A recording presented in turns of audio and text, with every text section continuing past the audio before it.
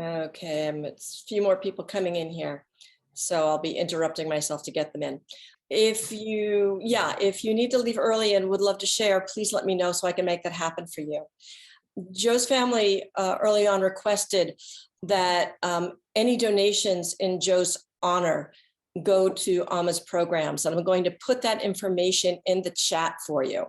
Okay, I have that all written up really neatly, where to go and how to do that. I want to thank some people before we begin. Shalini, number one, this would not have happened without her. So thank you, Shalini. Days after Joe passed, I spoke with his family about putting something together for the extended spiritual community, and they love that. And I did think about today, it's his 72nd birthday, what would have been today. And I went to Alaska. I got to go to Anchorage. And when I came back, I was very full with that. And so it got tabled, and Shalini lovingly would say, when are we going to do this? So I really want to thank her. I invited Amma, of course, to come with no pressure to be here. And she put a 24-minute video together for us that we found out about this morning, talking about Joe. And that was sent to Shalini, and Shalini put amazing photographs for us together with that. So thank you. I want to thank Anthony-Omkar from Australia because when this played on my mind, Anthony looked for Joe for 25 years. Anthony knew Joe in 1996. He lived with him in India when they were with Amma, but Joe didn't do social media. So Anthony didn't find me until after Joe had left his body.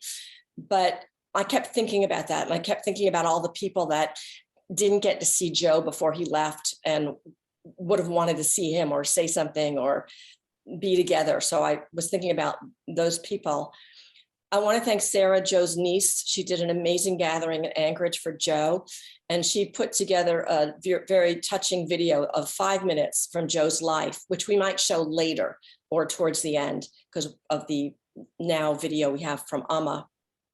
And finally, Her Holiness Shri Shri Shri Amma Karunamai, who none of this would happen without, because without her being on earth and without her great love, most of us would never have had the opportunity to meet Joe or each other.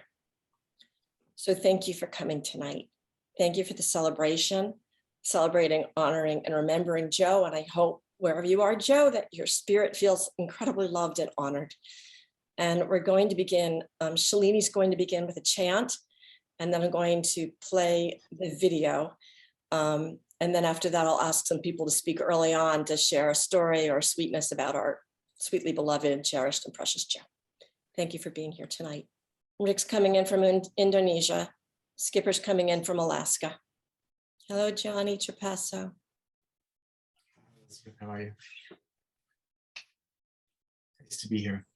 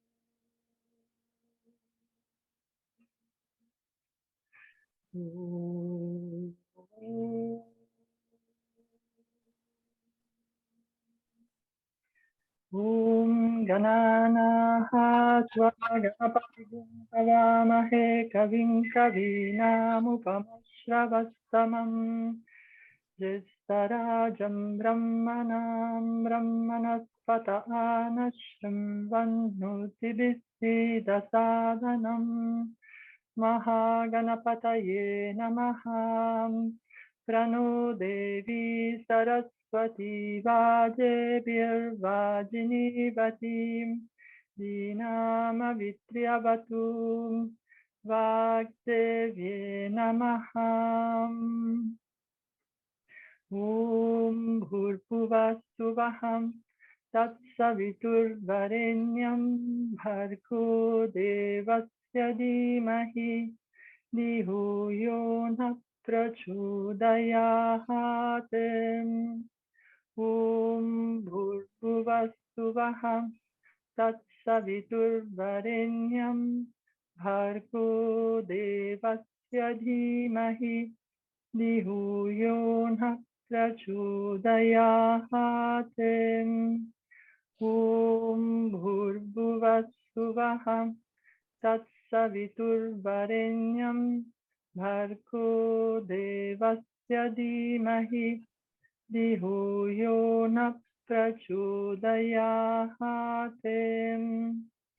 Om Shrim Hrim Shrim Kamale Kamalalaye Prasida Prasida Shrim Hrim Shrim Om Shri Mahalakshmi Devye Namaha.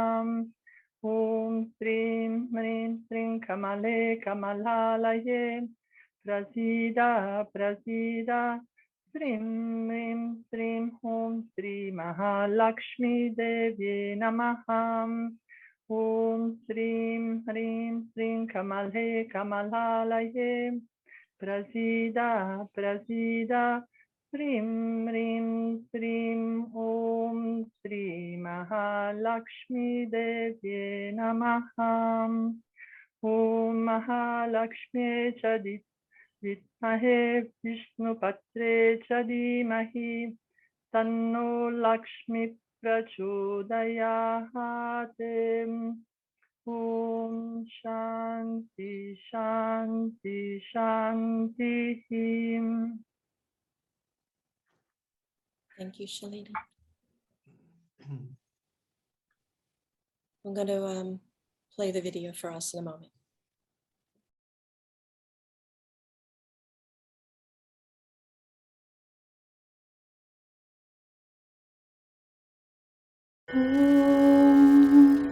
Omkara Panjara Sukhim Upanishadudhyana Keli Kalakantim Agama Vipina Mayurim Aryam Antarvibhavayed Gaurim. Om Sri Matre Namaham. Om Sri Sivaya Gurave Namaham. Om Sri Arunachaleshwara Sri Guru Dakshina Murtaye Namaha. Amma's most beloved children, welcome all of you. Today, Josan's happy birthday. Josan, happy birthday for you. Wherever you may be, you have to take all our happy birthday wishes for you. We love you so much. We miss you physically, but always you are in our hearts only. Josan, where can you go now? You are always with us only, in Amma's heart, in all your friends and all your beloved people. Everybody was thinking about you like anything, Josan. Josan come to Amma first in Bangalore. He came from America. He was staying in Alaska. When he first came to individual blessing to me in US, Seattle, I was told by him, he was meditating so many years onwards, and he was missing something in his life. What are you missing, son? I was asking him. I miss my mother. I never see my mother. So I was with my father only, dad only. So I miss mother. I love mother's love. He was with the tears. Then I told him, I am your mother, Josan. Don't cry. I comfort him so much. So that time onwards, really Josan is my real biological son. I love him like anything. Josan all the time. For that reason, Josan came to India. That time I was staying in Bangalore. Here, new constructions are going here. So Josan came to Bangalore. Bangalore atmosphere is very cold at that time, December time. He got lot of cold, and then 1 week later we came to Peninsula. That time Amma was alive, and she was taking care of Josan like anything. Josan cold was gone because of her treatments. All the Ayurvedic herbal teas, she made all the things. Josan and Amma both are sitting and talking together. How they are talking, Josan don't know Telugu, Amma don't know English. But they are talking, both are through the signs in the hands. They are talking with each other. When he was cold, suffering cold, immediately she went and she makes some special tea for him, herbal tea, and he got lot of relax. Some leaves, she put the leaves in the hot water, and that smell he have to take. Then he got lot of relax from his nose and headaches and all the things. So in 1 week, he was completely treated by her. His health challenges are completely gone. He was so happily told me, and he told me, thank you to Amma. Not necessary, Josan. We don't expect thank you for all the things. It is our responsibility to take care of the guest. Anybody come to us, but you are not a guest for us. You are our own son. So Amma was taking care of her grandson. It is not a problem for her. You do not say thank you to her. No, mother, I have to be grateful for her. I want to say thank you to her. Josan was behaving very nobly way. Noble. He never hurt anybody's feelings. Very gently, very nobly he was speaking. Michael's son also speaking like that only. He never hurt anyone's feelings. He was so gentle. Josan also doing the same thing. Very, very humble, very, very noble, very polite, and make other people appreciation. Whatever the good things people do, he appreciate people so much. So when we are in India, I asked him to stay 1 year with us. He was staying with us 1 year. Then that time Rickson, Norman, and Mohini, Omkara from Australia, son. He was a small boy at that time. A lot of some other people also, the Josan and Laura and John baby. Everybody was going to wherever I was going. All the children are following Amma. If I am going to any tour, any programs, we are giving programs in India at that time. That time people are asking, bothering me, please come. So then we go their program. Children also, they're so much concerned about my safety, because in the public, lot of public and coming, everybody comes and do the namaskaras. What happened to Amma? They're very concerned. Around me, people are put a ring, and then they protect me like anything like that. Josan was very, very concerned about it. Norman's son, Mohini, Omkar's son, Philip also comes sometimes from London. Again also, so lot of people, so many people there, very, very beautiful people. Bob Robert also from Fairfield, he also with Amma so many years, and Lalitama, she is such a wonderful lady, and we have very special Radha Jones from the New York. All of these people are constantly with Amma. They are Ekta also at the time with us. So we went to Tamil Nadu, some of the places for the programs.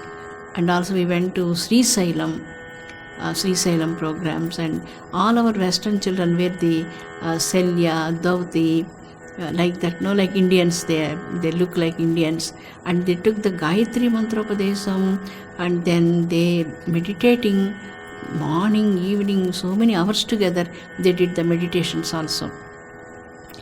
Josan is very, very gentle. He never show up his meditations. What time he was doing the Brahmi Muhurta meditation.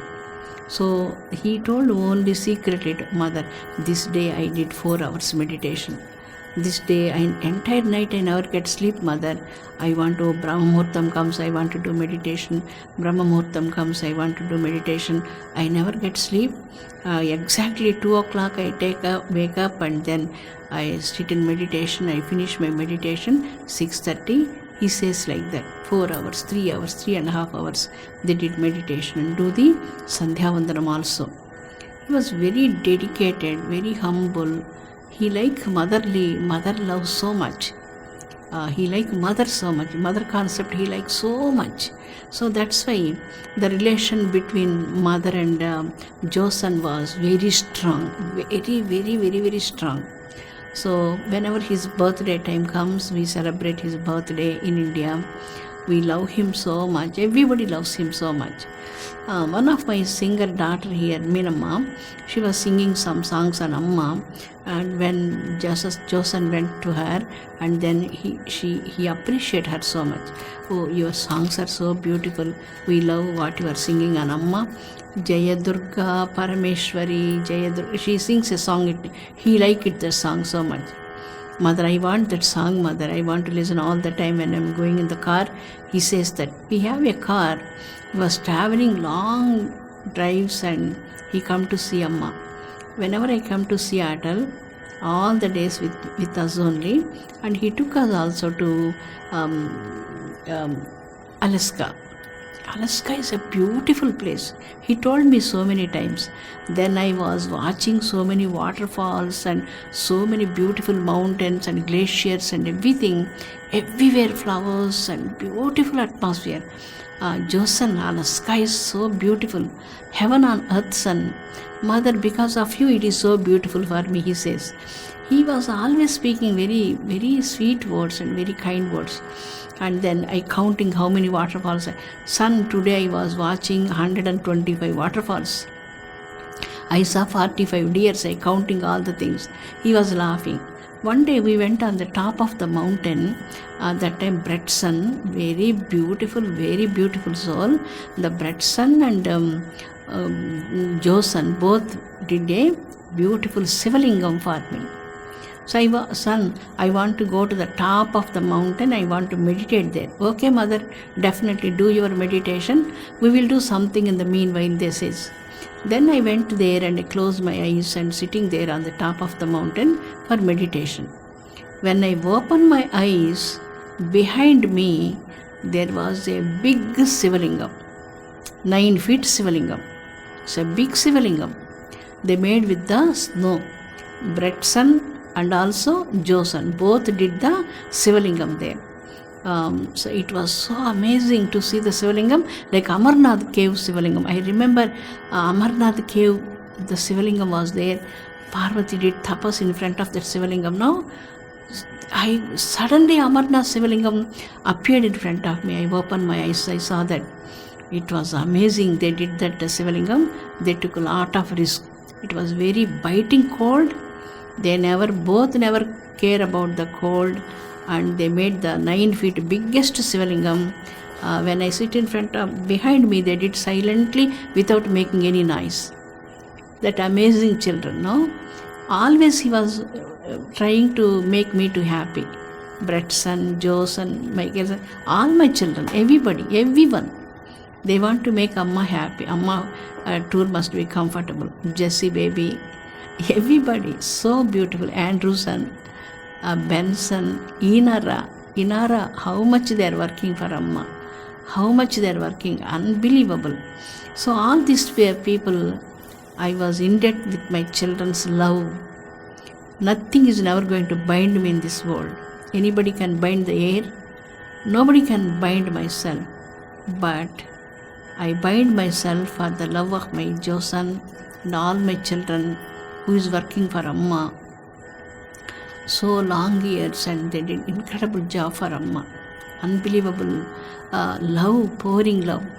When we are traveling together, we stop somewhere. Keya made some nice tea for all the people, and she made lot of eatables and our Indian sweets and Indian hearts, she make all those things and give to them. They are used to eat Indian food so much. They like it also so much. Keya mix lot of love in that and give to them. There with lot of humbleness and beauty they took it. Josan, very, very beautiful soul.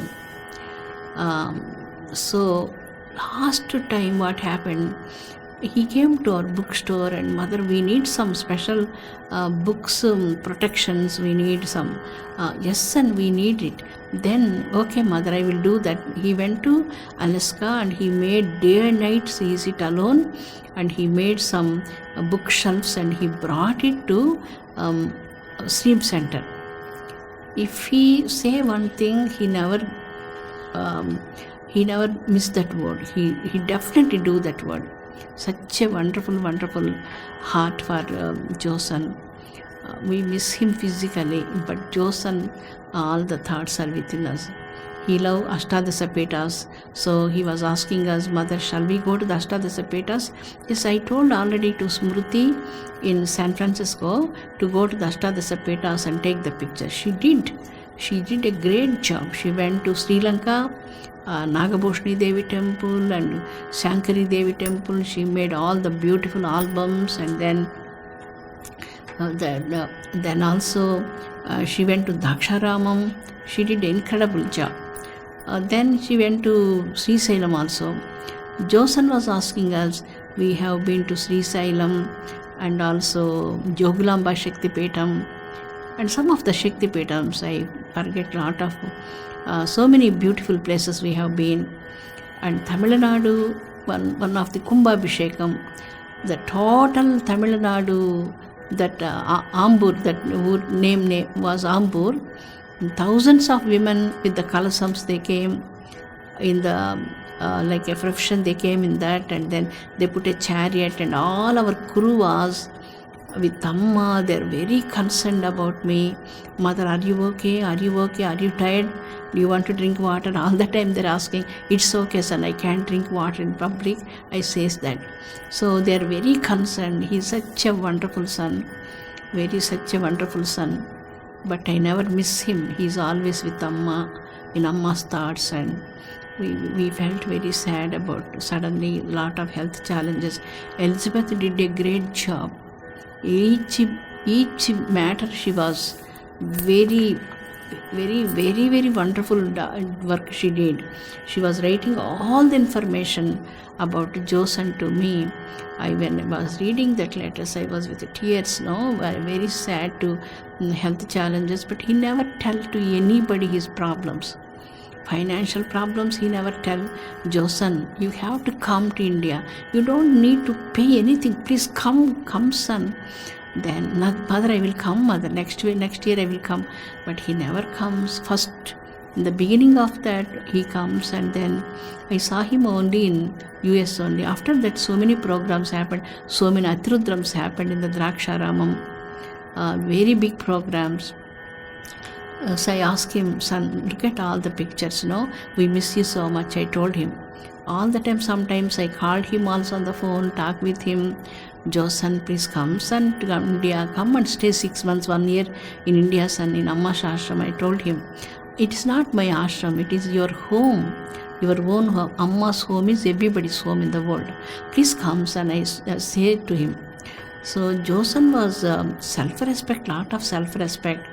He don't like to give any burden to me. He says, no, you are not a burden. Son is never going to be a burden for mother. Don't think like that. You have to come and stay with us. Take care of your health. And because you are working so hard alone there, nobody is not there. You have to come. And he went to Germany. There is a Susan, very sweet lady. My Susan child is a super child. And Josan stayed some days there, and from there also he spoke with me, Susan, how she was taking care of him, all those things. So like that, wherever he goes, he was kind with people, very respectful with people. He never create any problem. He never give any problem to anybody. He was so beautiful. And in Karnataka, we have Shankar Singh, one of my son. They are very beautiful people. They have a big estate. In that estate, all our people are staying there in Shankar Singh home, and he was taking care of them so much. And then once all of our people have been there for meditation program, then it was amazing. Shankar Singh was especially told about him, mother, all your children are super children, mother. They are waking up, a lot of discipline in them, meditating, They never behave ignorant behaviors. No, they're very, very good people. I am proud of them. And Shankar Singh says that they stayed there some couple of months in their home.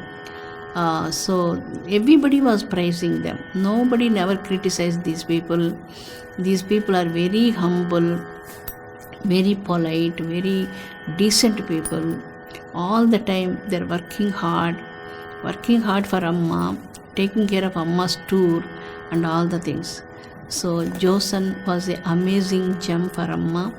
I really physically miss him, but mentally, with his soul, he's with Amma. He's always in eternal peace only. So children, today his birthday. We are celebrating his birthday. Happy birthday, Josan. You are happy. Be happy with your self body. Not the physical body is always undergoing with health challenges and all the things, because nobody was not taking care of him there. In Alaska, I went to his home. So he never allowed us to come to his home. No, mother, not necessary, not today. So we 2-3 times we went to Alaska. Josan, I want to come to our home. Why you are not welcome us to your home? I will take you, mother, later. He says first time like that. Second time, son, I want to see where you are staying, how you are staying. I want to see that, son. I never ask anybody. Lot of people are asking me to come to their home. But I was asking Josan to come to his home. So what he says, not now. And then forcibly on the way, we stopped ourselves, and from outside we saw his home. It was a small home. Comforts are very less. He was so contented. No complaints. Joseph never complains. I have not lack. He was not that kind of personality. Always content. Mother, I am okay, mother. I am doing good, mother, he says. Joseph, it is not comfortable. Winter side is very cold. So that's why you are suffering with the cold problem always. I felt very sad and I was with the tears. He was so moved by seeing my tears, and then, okay, mother, I will come to India. I will stay in the warm place, not here in this cold area, he says. So Alaska is my favorite place. Very beautiful people. He introduced so many people. We have programs there. We did the yajnams there, and also our programs are beautiful programs. And one day after the program starts 7 o'clock, program ends 10 o'clock. After the blessings and everything, we come back 10:30. On the road, we saw a black bear. Then he stopped the car. Mother, black bear come to see you, mother, he says. Black bear is so beautiful, very healthy, very strong, very powerful black bear we saw on the road. Just casual it was going like that. And then so many black bears. When we come to home, my sister was cooking in the home.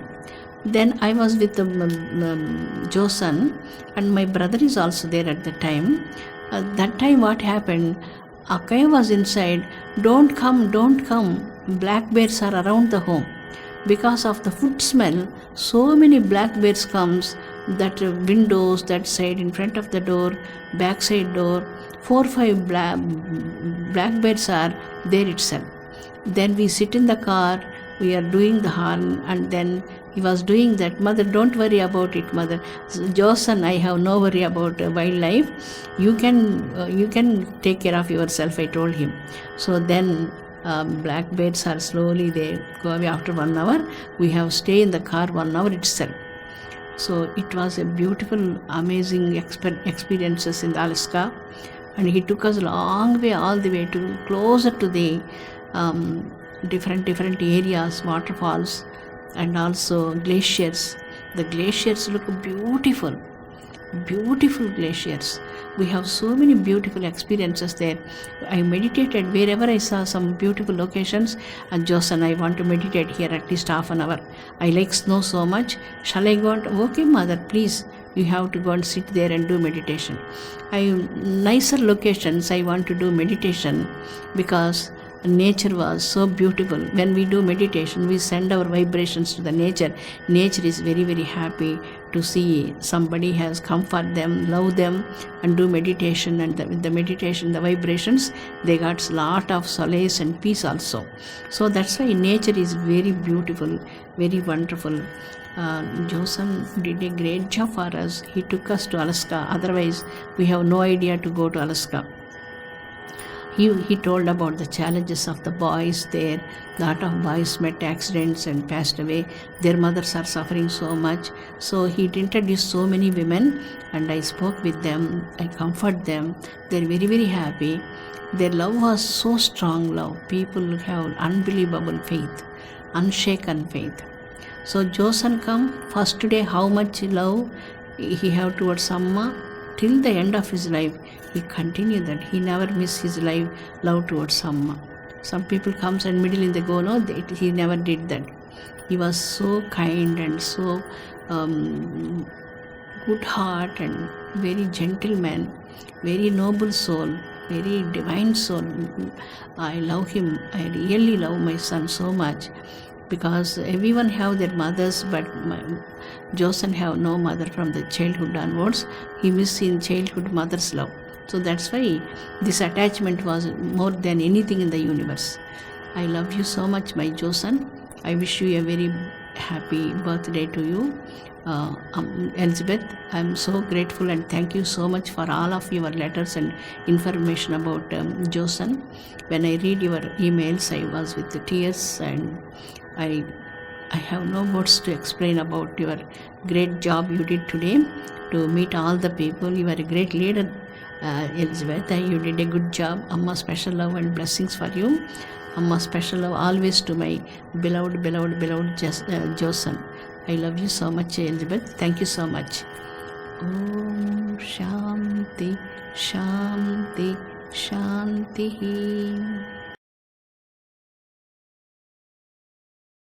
I hadn't seen the whole video till just now. I'm really moved by that. The second picture of Joe in that video, I was really moved by. I don't know if you noticed also that Amma's there and everybody's looking at the camera and Joe's looking at Amma in that picture. And while we're on Alaska, this was Joe's, I don't know if you can see it, this is Amma in Alaska. It was part of Joe's altar, and I was given this to bring home. What is Amma holding in that photo? Nothing. Her hands are just raised like that. Prayer, blessing.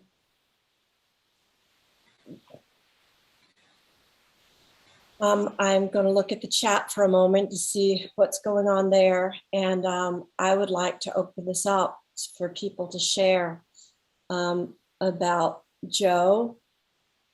And I know there's some people here who knew Joe back 25 years ago in India.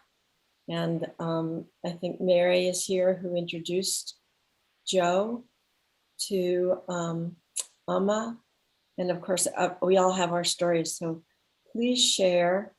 And I'm going to put some things in the chat for us, you know, about where you can put donations and a few other places and spaces and things about Joe that I'll put in the chat if you want to pick them up. So would anybody like to start and share something? And of course, we can sit in silence as well.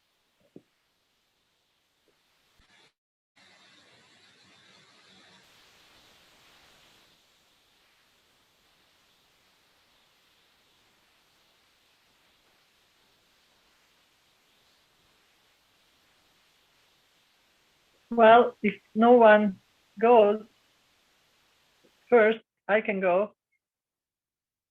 So I miss him so much. I really do. And at the same time, I never felt anyone so close to me after he's leaving the body. I really feel like he's around. And we had this special thing of that seems funny, but the celery juice. So we were both really into celery juice, making celery juice together when he stayed with me here in Sedona, and he was telling me what great celery they had in Alaska. And so we had this conversation so often while I was making the celery juice. It was just cute. So now every day while I'm making my celery juice, I just say good morning to him. I go, "Hi, Joe. Good morning." You know, that's my little ritual with him. Anyway, I knew about him because the only place when we were on tour that I wasn't going to was Seattle. And I was like, "Well, what's going on with Amma's Pitam?" And they were like, "Oh, don't worry, there is Joe that takes care of." He's from Alaska, but he comes to Seattle and he takes care of Amma's Pitam. So when we met, we were both, and he knew about me. So when we met, we were like, "Oh, you are Joe, you are Shalini." And aside from that, there was an immediate soul recognition, like immediate. We were suddenly, I'm sure we were other lifetimes because we were so bonded just immediately. And we started to really get close from the get-go.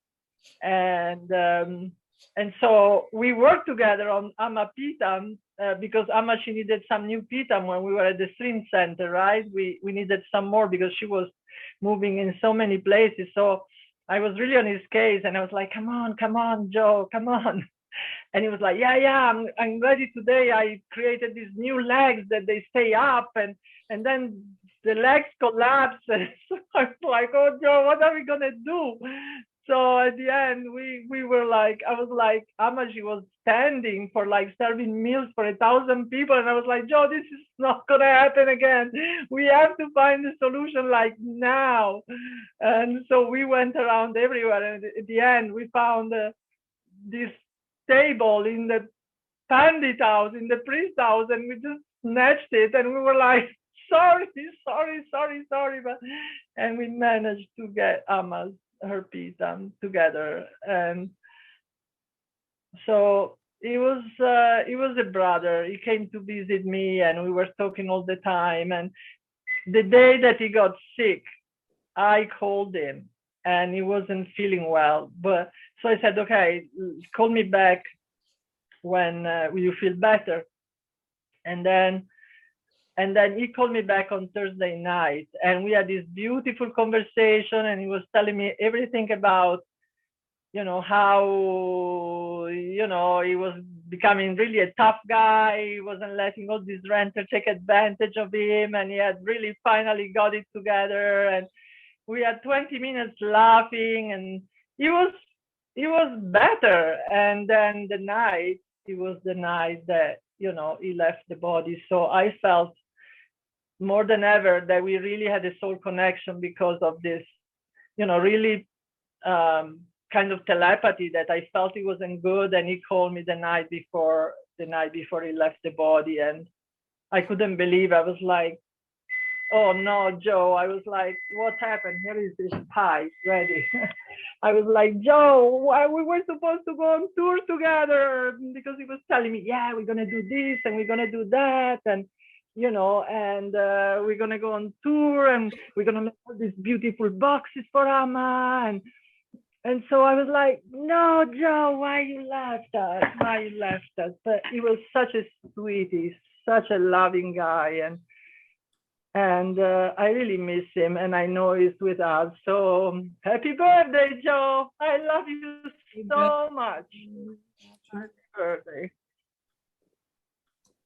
Happy birthday. I think about him a lot,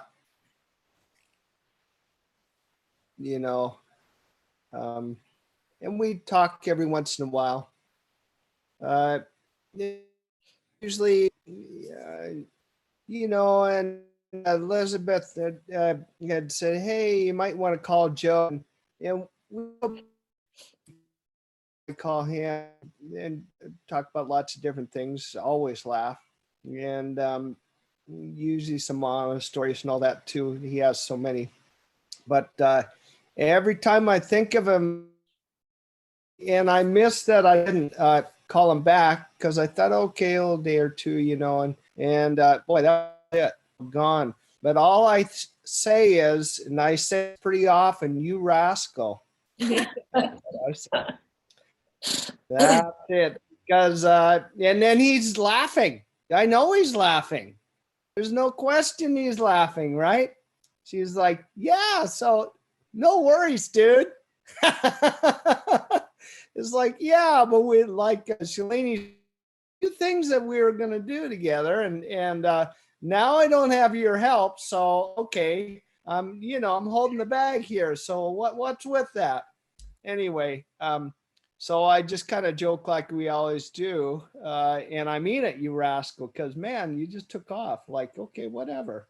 But I love him, and I didn't know him that long, but I knew him that well. I mean, we just had a really good time together, and so I'll miss him. I do miss him in the physical body, and I know he's not far away, but not the same. But that's how it is. Okay, I'm glad he's not running around with hurting hips and There's some audio. dealing with all that stuff. Yeah, I'm not sure about the noise. I think when somebody speaks, we should all be muted so there's no feedback from other phones. Yeah, that is helpful. Anyway, that's it. It's wonderful to see everyone, and of course, Amma's message was fabulous. And I'm grateful to spend the time here with you all, and remember Jose. So that's it. Thank you, Conrad. Thank you. Would somebody else like to share? Gosh, Conrad, thank you. Yeah, rascal. I would. And if it's okay, may I share a poem that I didn't write for him, but I just pulled it out and it seems to be appropriate. Okay, yeah. So unlike those who worked together at the table and so on, for some of us, it was just meeting once a year when Amma came around and Joe and Conrad was there and others as well. And yes, very gentle soul, always sweet smile, very tender. I just was really shocked that he had passed away. I did not know he hadn't been well. Yeah, so thank you, Joe, for everything, for every moment, every breath, every smile on this planet and beyond. And I'm going to read this. Happy birthday. And this poem is, I just said, I want to read a poem, and I couldn't find something by Tagore or somebody. I went to my folder, I went to the year, I went to the date, and here it is. And it's called For the Pilgrims, which is all of us. What more shall she dream of this night captured in your eyes, where roses layer twilight sky and jasmine aroma floats on by, subtle as eyelash lifting, falling, lifting. Language all excited remembers delight of soul that sings of silence, whose satin sheets rapidly flung far and wide glisten beneath stars. A sojourn whose boundless heart, joyous beyond measure, is stitched into skin of skins. Shall this be a girdle that holds together planetary ones in dance, making unwitting dew willingly scatter like particles as her cosmic lap rises wild with laughter? Shall raven drink away night, hushed as dawn begins a breath stretching? Cosmic breath hums over morning mist. Violet weaves her carpet for prayers. Cosmic breath hums over morning mist. Violet weaves her carpet for prayers. For the pilgrims. For Joe and for you and for everybody here. Thank you.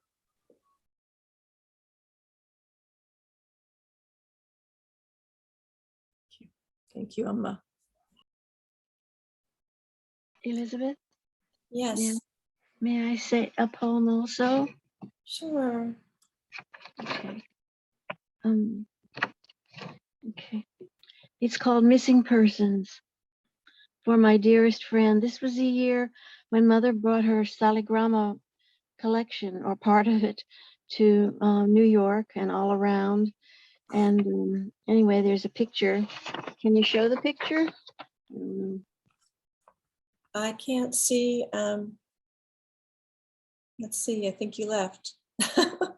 Did you disappear? I will wait a moment.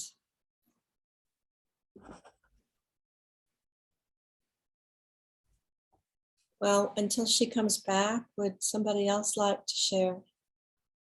I first met Joe when I first met Amma many years ago.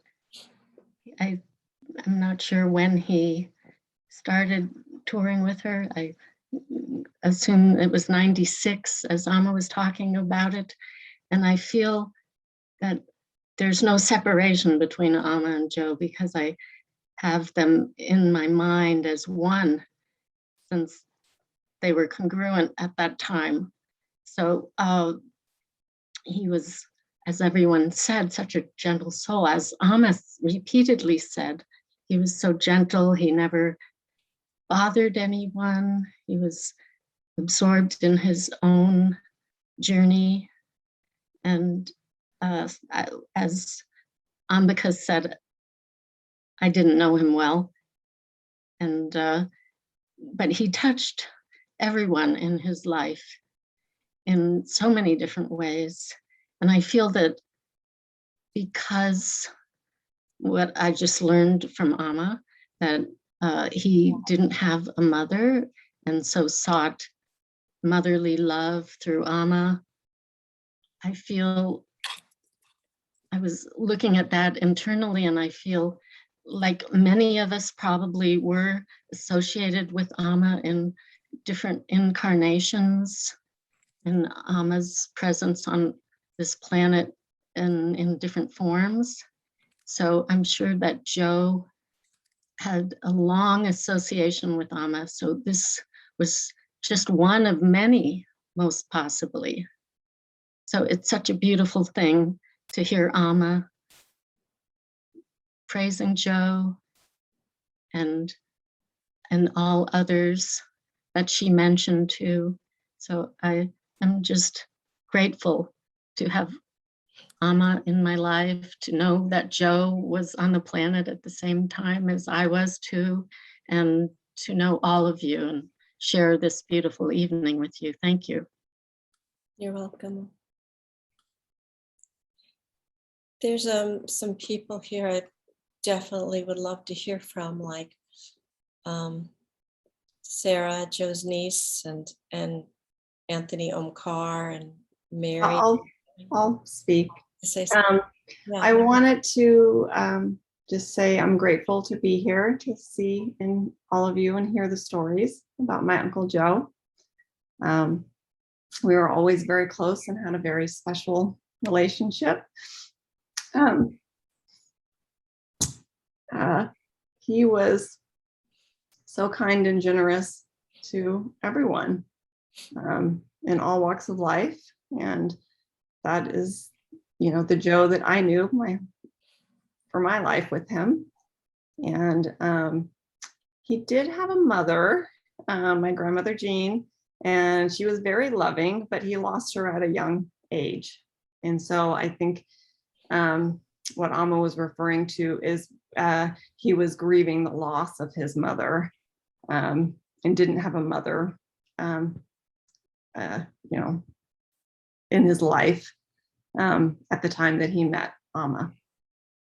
So I think he was in his early, I was 16 when my grandmother died. So let's see, I think Joe is about, well, I'm 55. So what's that?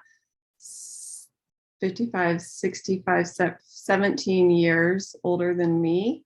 So 26 years. So he was in his early 30s or mid 30s when his mother died. and it was also unexpected.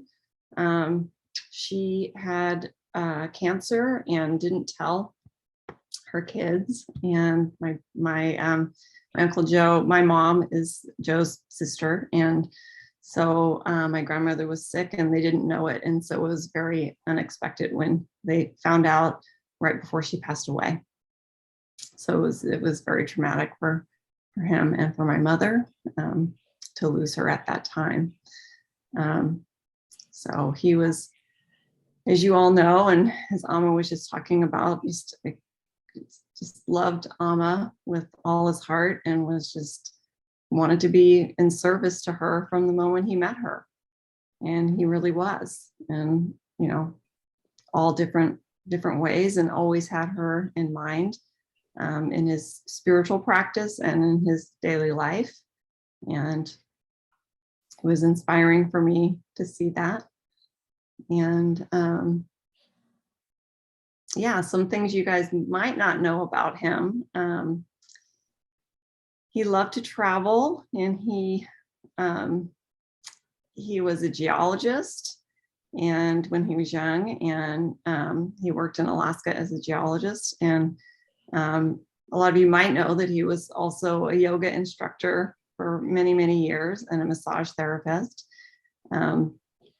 He loved traveling in Europe. He loved France in particular, and anything French, and he spoke French, and he read French novels and loved to watch French movies, and was a huge fan of lots of movies, actually. And he also had a huge sweet tooth. I'm not sure if you guys saw that in India, but I think for years he just, existed on pastries alone. Like when he used to come to visit us, because he was vegetarian, he basically, that meant that he would go to the bakery and buy pastries and just eat those. He was fine as long as he had some pastries. But yeah, when I was really little and he would come visit, he would open up his suitcase and there would be so many cool things in there. And he had this little tiny teddy bear, a Steiff teddy bear from Germany that he would travel with in his suitcase. And he'd always pull out some surprises. And one of the things I remember was Toblerone chocolate from Switzerland that we had never seen before in the US at that time. But he would send me letters and do drawings for me and write funny stories. And he was just always my favorite uncle. And I really miss him. I do feel his presence though. And I really did. He came to me in a dream the night that he passed. And I know that he is with Amma all the time. And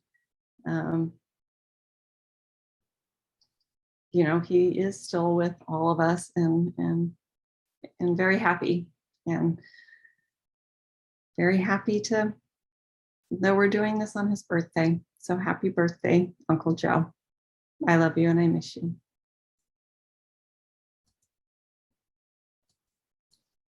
Thank you, Sarah. Very nice, very nice. Can I speak? Yes, please. I don't know very much about Joe. Actually, I think I first met Joe along with Conrad, who brought him to meet with Amma.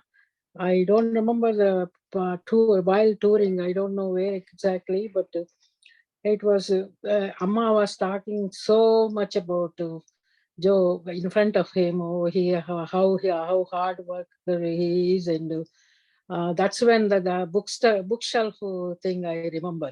We are having a hard time putting things in the bookshelf. So, and he chose to say, okay, I'll make bookshelves. That's when I knew he was a good woodworker, And then when I came to Stream Center, I saw those bookshelves. So wow, we still have them. Some are with the vans and some here in Stream Center.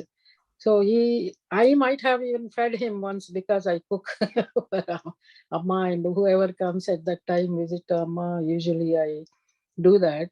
So he was very sweet soul, as I can say. My sincere condolences to his family and all his friends, all of us. He's a very nice man. Knowing him even a little bit, is we can remember him forever. So nice. So that is what I wanted to say. Thank you all. Well, that's true. To know him a little is to know him forever. Yes. Anthony-Omkar, I see you just unmuted. I just unmuted for a sec. I can see Norman and Rick, my brothers from 96, 97. I just thought it might be nice to hear from those guys to sort of set the scene about what it was like in those days at the ashram. If either of them would like to talk, and maybe I'll add something after if there's anything missing. Rick or Norman? Yeah, I'll tell you all a little kind of a funny little story. And it was like we were like the four musketeers. Sometimes there were 5 and 6 of us. And, we were going to the ashram there in Bangalore every evening. And so we were with Amma as much as possible. So she was doing this program in Salem, and we all went down. We all went down on the train, and when we got there, we found out that our lodging was cement floors in the top of this auditorium where they were holding the meetings with Amma. And so we were there like, I don't know, 3 nights, 4 nights, Omkara, I think. And on the very last day when Amma leaves, she knew that our train didn't leave until later in the day. And so she talked to the host, and she said, put my children in my room after I leave. And so so here we are. I think there was 5 of us. We were all in her bedroom, and we were like little children in mother's bedroom. And we were jumping on the bed, wrapping ourselves with the sheets and rolling on the floor, sitting in the chairs. All of us, Omkar and me and Mohini and Joe, and I think John was there, and maybe even Rick, I don't remember. But it was a really, really, really special time during that time we were with her. And it's always there in my heart. And Joe was a really special man, very special man. And he loved us from the minute that we arrived, and we loved him from right then. I met him and Omkar right after we arrived in Bangalore, and it's like, we were just all brothers and sisters, and it was a beautiful, beautiful time. It's always in my heart, and Joe is always right there. So that's just my little sharing that I wanted to share with all of you. Thank you, Norman. Yeah, good to see you, Brother Norman. we keep missing each other in different parts of the world, but yeah. These are people that knew Joe in 1996 and were with him in India with Amma, for those of you that don't know. Thanks, Elizabeth. Thank you for organizing this. This is really wonderful and great to see all of my brothers and sisters here around Amma. So I'll probably be a little emotional here. This was quite an interesting time, a beautiful time, probably the most memorable time of my life with the times we spent in Bangalore in that small ashram and the daily routine of daily programs and lots of access to Amma in those days before things got really big. But Joe was like the experienced brother that knew his way around Bangalore and knew his way in and out of the ashram. And so anything you needed to get in Bangalore related to the ashram, or which of the ashramites that are working there to get certain things done that you needed done on a given day, he was super helpful. And I remember Norman, Mohini, Omkar, Shivadasi, a few of us, we all went to Salem, which was an amazing trip. But to Norman's point, we actually had to stay in the top of an auditorium where all the public programs are. It was so noisy and uncomfortable, but it was all right. We managed. So yeah, I also found Joe to be super wise, giving, gentle soul. Lots of stories, lots of fun to be around. So I learned a lot from him, and he was a superb meditator. I just remember I'd give up after a while. He'd be there for hours, or I'd go pick up Omkara at his little apartment, and Joe would still be meditating. We'd go out and get lunch, come back, he's still meditating. But yeah, so yeah, he was a beautiful soul. We all miss him, and he's with, he's blessed to have so much time with Amma as well. All right, I think that's all I wanted to share. Thanks, everyone. Thank you, Rick. It's great to see you. Hi, Elizabeth. Hi, everybody. And big hi to Rick and Norman. Joe. Joe and I share a birthday, as Elizabeth knows. So, yeah. So it's he's a brother in many ways, but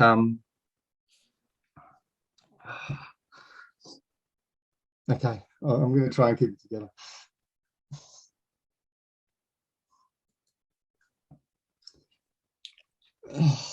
We're with you, bro.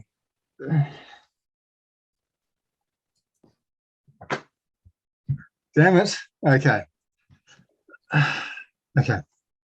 So yeah, I turned up to India in 96. I was 24. And yeah, I just left the last year of a law degree. Don't ask me why. I just needed to get to India in a hurry. Greek Italian, so it's not in the family. But anyway, I traveled from Kashmir to Kerala and back looking for a teacher. My auntie had flown into Bangalore, where she did a teaching prac 20 years earlier to see some friends, and I sort of stopped to say hello. Ended up at Amma's ashram. It's all Amma's will, of course. So I was quite green, apart from doing, having a background in asana and a bit of pranayama and basic meditation practice. And Joe was like a big brother. So we sort of bonded straight away, and he took me under his wing. And we had accommodation with an Indian family for the first month together. I think it was Dr. Shankar, if I remember correctly. But man, Joe opened my eyes. Of course, when you dabble in meditation initially, and you get a feeling that you're some kind of seasoned meditator getting an hour a day done, your knees and your back's hurting. And Joe was like, well, here's a schedule, my brother. Be up at 2:45, cold bucket bath, and sort of sit by about 3 or 10 past 3. Well, 3 o'clock in the morning. Okay. So anyway, I tried to keep up with Joe's schedule, and of course my mind was quite messy. Joe would just sit in a perfect lotus or half lotus, and I remember looking at him out of the corner of my eye one of the first mornings, and he was deep in meditation, perfect Padmasana, beautifully erect spine, and he was a statue. We must have been 2.5 hours in. He hadn't moved an inch. And when he opened his eyes, they were really shiny. And after some years of meditating, you get used to, as probably you all do, just looking into someone's eyes when you first meet them, and that special shine that a seasoned meditator has. Joe had that shine. He was so generous, and I'd saved for sort of 3 months, 2 different jobs for 3 months, and then left for India. So I wanted to stay as long as I could, and he knew my budget was tight, but he covered, like 2/3 or 3/4 of the rent, and he just wanted to make sure that I could stay there as long as I could. And he told me stories of his days in TM and his background in meditation, filled in a lot of information for me, from Vedic astrology to Vastu to anything you wanted to talk about. Joe had something to share. He was older, obviously, but I remember him as he was really playful, and there was something really endearing about Joe, something childlike or boyish. I'm sure you all know what I'm talking about, but he had a sense of, I guess, joie de vivre and yeah, real playfulness. He was cheeky, and I love that about Joe. So enthusiastic and so much love for Amma and his path. He did love sweets, Sarah. That was funny that you say that. We used to drive back in the rickshaw to the first house, and there was a Streets ice cream little stall, probably the ones that defrost, like if there's a power failure, all the ice creams defrost and then they freeze them, and you're probably going to get some sort of dysentery if you're unlucky. But Joe would tell me about the Ayurvedic system and say, Omkar, this is sweet is sattvic. Let's get a big sundae and sort ourselves out. So we'd stop and have a sundae on the way back from the ashram, you know. But he loves those little treats, and really food is all you have initially as a bit of comfort when you're putting in the hours that Joe put in. And I'll try not to be too long, sorry. I'm indulging myself a bit, but I had looked for him, as Elizabeth said, for some 20 years, sent him some emails on the only account I could find email, but I never had an answer. He just wasn't online, and shocked to hear of his passing. But yeah, we moved into another apartment together then for many months, and same thing, we had a bucket there. Didn't matter what the season was. Joe would be up 2:45, and there was just a hole in the wall. That was the window, which, you know, mosquitoes and everything would come in. But Joe would say, okay, I'm first. And I just hear the whoosh of the water, and oh, you know, him brace himself in the middle of winter at sort of 2:45. And he'd go to his room and do that 3 hours or whatever it was until sunrise. And then we'd do cycles during the day.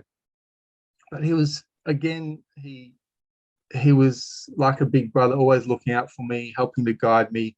As Rick was saying, if, you know, some days you just couldn't keep up, of course, and he'd break, and just we'd organise something with Rick or Norman or the crew and say, let's go to, I want to call it Anand Bhavan or Sagar. Rick will know. But anyway, we'd go out for lunch and come back, and Joe would just be putting his hours in meditation. Amma always said that she wanted to find her diamonds, you know, her jewels, and there might just be a handful of them in this lifetime. And I feel Joe was one of those diamonds. You know, Amma was, she had to deliver a lot of the cultural rituals. Of course, we all did the Lila and puja and everything every day, but she did cater for her the community she was born into. But meditation is what is prized above all else for Amma. And Joe really, he was quite the yogi, you know, from, no doubt from many lifetimes. And yeah, beautiful soul. Went back to Alaska at some point, organised accommodation for me before he left, and came back for some time. And when I left after a couple of years, thinking that I would come back in a few months, it never happened for a variety of reasons. And we lost touch. And as I say, probably every year I'd look for Joe online, found some reference to a yoga studio, couldn't get hold of the studio, couldn't get hold of him.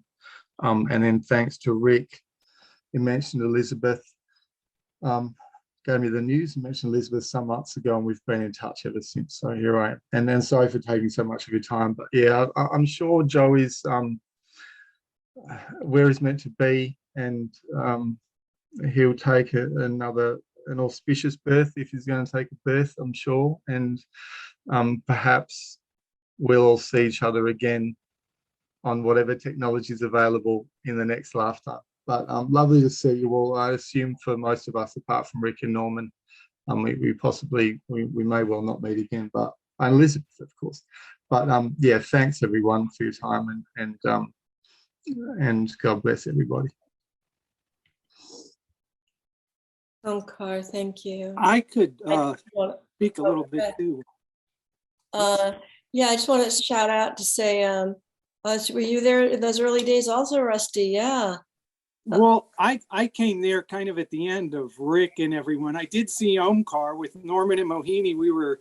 When I first came, I was staying with them at some house. It was out about 45 minutes from Bangalore.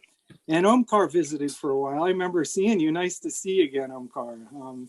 That was a fun time. And yeah, it's the first time I'd been to India. And I think I was for a couple weeks with Norman and Mohini, and then I was staying at the Anand Cigar in like the top room there. And but I met Joe, and Joe, pretty much just what Omkar said. He was staying with Michael Volt, whatever his name was, the red-haired guy.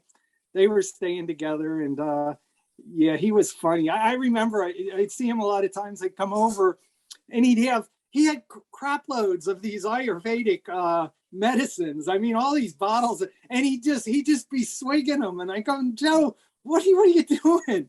And he's like, oh, this is for this and this is for that. And I couldn't believe it. But yeah, he'd take me around to all the great places to eat, every so often, and sweets. Norman and Mohini, they'd take us to some of those places too. But one thing we did, we went on a trip. This is a little bit of a sidestep here, but I remember Norman and Mohini, they were trying to give us all the, how to get around in India and what's going on and who to avoid. I remember that they were talking about this guy, John Calendar. They go, Joe is my friend. We shared a love of many different things. We shared a love of the silence, the dhyana that Amma taught us. We shared a love of Amma. Joe used to point out the different places that he and Amma meditated in the woods over by the ashram. I could go there and do that. We loved doing service for her together. We'd even talked about going back to India to get our bodies back in shape, and then we laughed at all of our plans that we made. They all change. Everything changes. So all this is normal and natural. And I'm so happy for Joe. He's experiencing all the good things that come from leading a great life. So I'm very happy. And I know he's happy for all of us. This poem is called Missing Persons, and it's the first year that Amma brought her shaligramas to the U.S. And anyway, this is the poem I wrote about it. For my dearest friend, unlike the eternal sacred stones, we are not holy rocks. We come in from the firmament to learn love's splendor and its knocks. Most all of the good spread light along the way, and these become the forever list, emulated and missed. All those who've gone live on in us and are beyond this clatter and this fuss. In time, we too shall suddenly nod and be a blissful part of everything. That's God. Okay, so I was going to Sedona with, I think it was Usha Prabhakar, and we stopped at an Indian reservation. And I had wanted to get Mother, this talking woman. She's a storyteller. And I got it down from my shelf today because every time I would be with Joe, I mean, that was his favorite thing. He loved to tell stories, all kinds of stories at all times of the years, over and over. And they were so delicious, so wonderful. And so anyway, I have this little storyteller, but I guess no one can see it. But I got one for Mother, and then I got one for myself. But it shows an Indian lady with all these children on her shoulders, on her lap, and on her feet. I wish we could see it. Anyway, Joe was so divine, as everyone's been saying. He's so kind. So just so with Mother.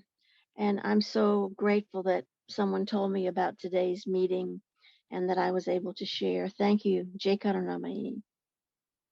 Hi, everybody. I for those that don't know me, I toured with Joe in, I think, his third stint around Amma. The first thing I think about Joe, when I think about Joe, is I think of that infectious laughter.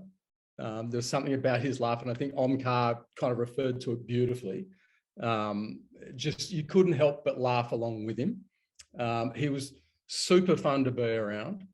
He was a great fix-it guy on tour. I mean, he was the guy you kind of called on to get stuff done. And he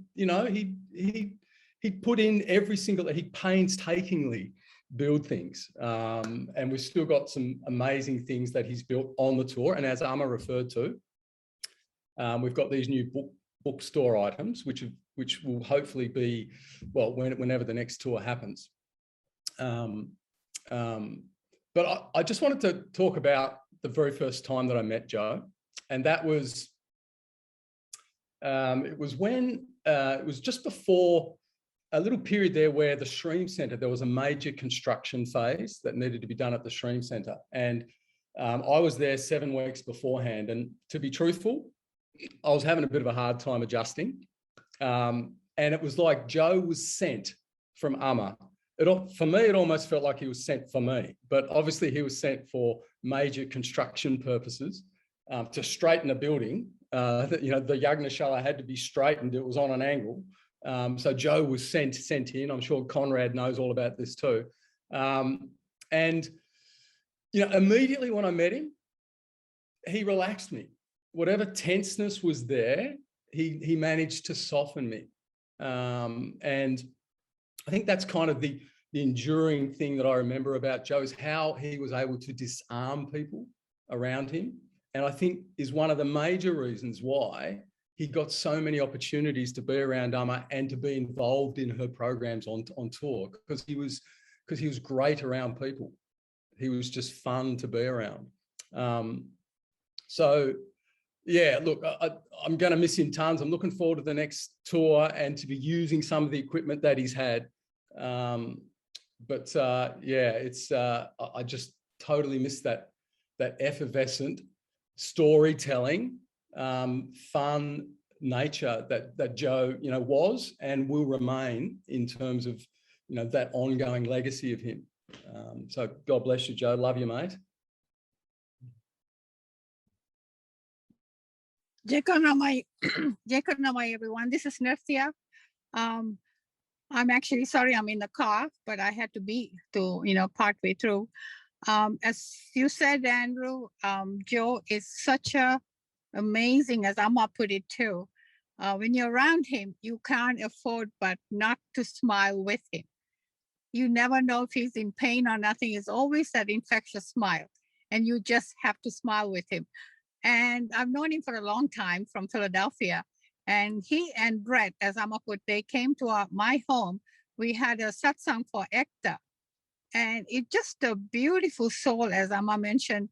We are so blessed to have known him in this lifetime as Amma's devotees. And it's such an emotional thing. And when I met him or saw him, because I'm always with the camera, and I was looking for 2 hours, some video clip from my phone. I have so many. And for 2, I could not, because Joe never sits in front of Amma or he's anywhere near the Yagnashala or anywhere. He's always in the background doing work. He's never there. I could never catch him anywhere, but I would go in the back. I know I have so many photos of him in my camera on the hard drive, but he's always in the back. And then I go and take a picture. I said, Joe, stand there. And he'll slide that smile. Beautiful smile. And when I saw him 2019, I said, oh, the man finally showed up. And he was so happy to be there at Stream Centre. And it's just a beautiful soul. And I was just so happy that he was there, and to be around him. It's a blessing. As Amma put it, beautiful message today. I mean, what more can you hear than what Amma said today? And I think we are all very blessed. And to his family, it's a miss.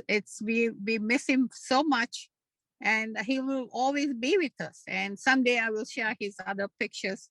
Maybe Elizabeth can share it someday on our website. And Jai Karunamai, it was a blessing to be here today. Thank you. Thank you. Maybe I'll share something. I'll just share what I wrote in Alaska. It's on the personal side of me and Joe, who just became a great friend. And I'll read it because I can't really talk about it.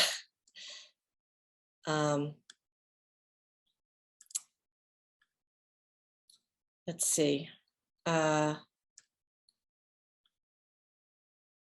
you see me? Can you hear me? I don't know what's going on here. Yes? Yeah, I can hear you. Definitely. All right, thanks, guys. So maybe I'll ask somebody to, you're unmuted. Okay, here we go. Sorry, it's taking me a minute. Technically, some things are a little strange here. All right, I'll try and do this. I first met Joe 20 years ago when he was working the bookstore at a program of Amma's in Santa Barbara that Patricia Donnelly was hosting. And Joe was immediately engaging, endearing, fluid, charming. And I remember thinking very cute. And he was informed about everything in Vedic culture and generous with everything he knew. And I wanted his brain in my brain. I wanted to know everything he knew. And he was tremendously reassuring, which was Joe everywhere he went. So I'd gone up to Amma and she gave me something for protection, and it freaked me out. It freaked me out because I wondered, whoa, what's going to happen that's bad? And I went back and told Joe, and he put an arm around me and he said, in the kindest way, he said, we all need protection, Elizabeth. And it completely set my heart at ease. Joe was an expert at setting hearts at ease. So fast forward 18 years later to 2019, and Joe comes and stays with me for a month, and neither of us knows it's going to be a month, but it remains one of the best months I've had in memory till now. And we talked everything: art, film, music, literature, travel, all things spiritual, people. And I loved his stories. And we went to a concert together and a lecture and the aquarium and a place called Casanti, which had to do with the architect Paulo Soleri, the UPS store. And we went to Lowe's and Home Depot a lot. I remember talking to you, Andrew, one time from there with Joe. We were there a lot. And we could be like two little kids in a sandbox. And sometimes I felt like we were this old married couple, but the best of a marriage without all the garbage. There was no guilt, no regret, no stuff that lingers. And I didn't realize that Joe had this, that he was a builder and a craftsman and someone who deeply, deeply cares about beautifying environments. And because I'd only been with him at spiritual events, and we didn't always talk about going to India. So one day he's on the rickety ladder with his rickety hips working on the electricals, and I'd be saying, be careful. And he'd say, I'm okay. And I'd say, yeah, but if you fall, it's my house, I'm responsible. You know, and a few days or a week later, he's at Home Depot and he calls me and says, they have a ladder on sale, get down here. And I have this beautiful giant sized ladder now because of Joe, that's safe. And in a similar way, he'd be driving to Georgia, or he'd be thinking about driving to Georgia. And I'd say, Joe, I think it's too long. You just had surgery on your teeth. You need to rest. Why don't you fly? And he'd think about it. And he'd say, yeah, I'm going to do that. And I think, who is this person? Because I never felt safer or more transparent with anyone in my life. So much so that I could be not only totally at ease with him, but I could be my raw self with him. And I almost didn't have him come here because my mom had passed the year before and I was deeply grieving. And I didn't want someone coming in and trying to fix me or my grief, or I didn't want him to give me spiritual lingo like it's your karma. And Joe was deeply, deeply, as we know, spiritual. I called him a rishi. All he wanted to do was serve Amma to his dying day and be enlightened when he left this world. But he wasn't married to dogma or platitude. He was just in his heart. And he was a master storyteller who could heal with a story, and equally a great listener who had magical words from some unfathomable depth in his being without an ounce of platitude, along with his wonderfully goofy, playful, mischievous humor. And he could be witnessing me in the pit of my despair, and then we could talking be we'd be talking in accents the next minute, laughing. So I was comfortable with Joe, and I was comforted by Joe, and he became my family. And I knew he worked too hard, and I was always calling him and saying, when are you coming back? You need to return and rest. You need to come back here and rest. And he rested a lot when he was here. And he watched French movies, like his niece Sarah said, on his iPad, and he spoke fluent French, and he went swimming. We went swimming, we went to the hot tub. And he was the one person in my life who I would have said, you can come here and live forever.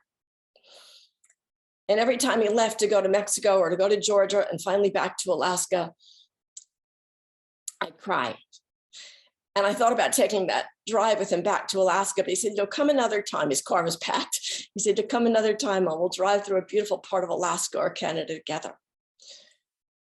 And I think the beauty of the natural world is sometimes made more beautiful by the presence of someone who sees it with you.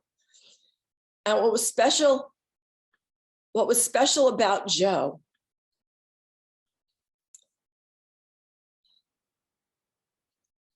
for me was that I could witness beauty with him. He could see the beauty in the natural world and take time to appreciate it in a way that other people might not. Joe didn't rush through life. He noticed everything. And he gave me a reason to get up in the morning when I had none. Not to mention, like Shalini said, that big glass of celery juice he made me every morning. And in the evenings, I make him soup and watermelon juice. And I still have food in my home waiting for him to come back that he bought. And he turned me on to finding wheat pennies and to Duolingo. And you probably don't know, he was learning Spanish during the pandemic. He was always learning. And he told me he started watching Spanish movies, and he got me to study Latin and Duolingo. So after my mom died, I broke some glass one night, and the glass shattered into 1,000 pieces. And I remembered at this time looking at that glass and thinking, that's what my heart has become, 1,000 pieces of shattered glass that didn't fit back in. And then Joe came a year later, and he didn't only patch houses, he patched hearts without even trying. A night or two after I found out he died, I broke a glass again. And I was still finding shards of glass months later on the floor. His gift to patch hearts is known. When I posted on Facebook about Joe, one woman wrote back and said, he once said some words so profound to me that they never left me. He truly changed my life and my perspective in the most positive way. I completely adored every interaction with him. And this was written by you, Andrew. Andrew wrote and said, on the 2015 tour, his natural charm and good humor pulled me out of a rut that I was in, and he was simply a joy to be around all the time. We shared a room for 7 weeks, and he motivated me and even introduced me to the Game of Thrones, much needed spiritual relief after our long days. He loved the service to Amma with all his heart and was inspiring in his enthusiasm on our round-the-clock schedule to get things done. So Joe was a Renaissance man, and he was a consummate dancer in life.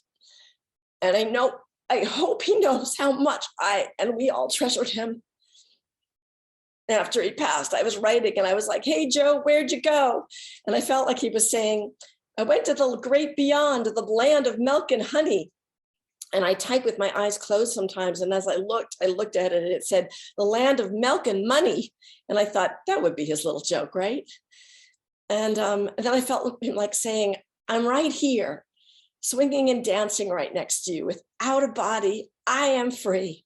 When will you come to dance with me? And I say, how will I go on? Which is something I said after my mom died a lot. And I hear him say, by dancing, dance with me. And I hear him saying, your mom and I and everyone you love are right here next to you. Dancing, singing, clapping, and we are free. We are all free, and you are free. Let's clap and talk and dance together. I think places are made holy by the presence of the people we love and care deeply about. Joe was that for me. So my dear friend Joe, please know that wherever I am, you have a home. And in the Spanish that you learned and loved, mi casa es su casa, amigo.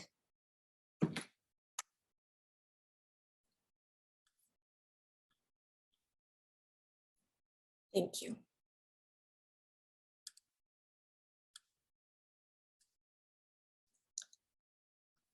And I'd love for someone else to share something.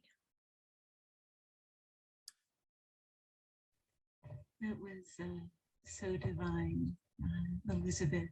Thank you so much for that beautiful sharing.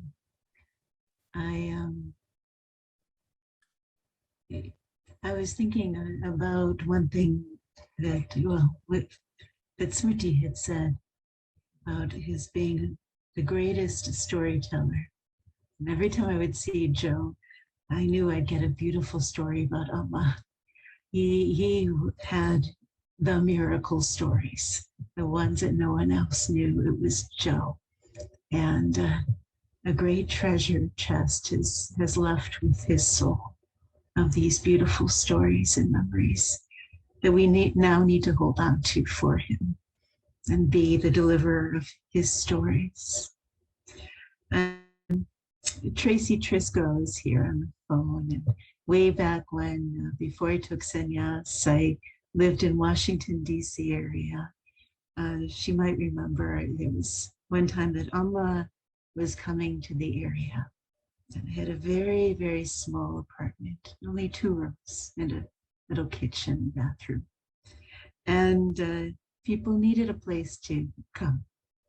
And I wound up having 11 people in that little apartment who are all coming to see Amma, one after the other called. And one of them was Joe.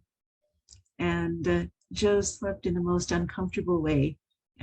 People were in the bathtub, in the bathroom, on the floor, on the couch, in the kitchen, wherever they might be. However they could get a little floor space, they slept because they loved Amma so much.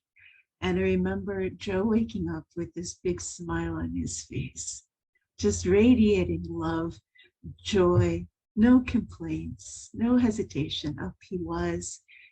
And I think his joyous face and smile took all of the uncomfortable experience away from everybody because we were with Joe. It's a memory I'll always hold on to. And Elizabeth, when he passed away, it was such a joy to talk with you because you, I think of so many people, he lives through you. And I thank you all so much. God bless you.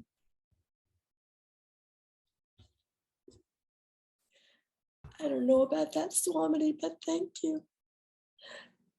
I gotta say, when he passed, I loved his stories. He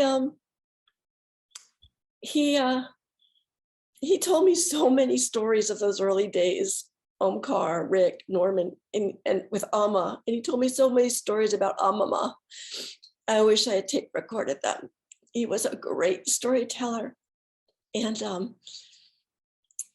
such love, such heart, jovial. Thank you, Swamini.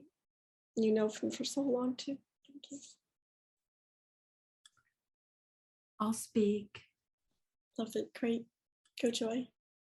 Okay. Elizabeth, thank you for what you shared. And Swamini, oh my, just so beautiful. I remember Joe coming to Woodstock in New York City back in the 90s, being on the crew. And I always found him so at ease, such a delight to be around. And then we didn't see him for many years on tour. And he came back, before COVID hit. It was a couple years before. And I was so delighted to have him back, and we had him, I believe, at our house, the crew, and it was just such a delight to be with him and spend some time. And he asked to stay after the program left, and it was like, yes.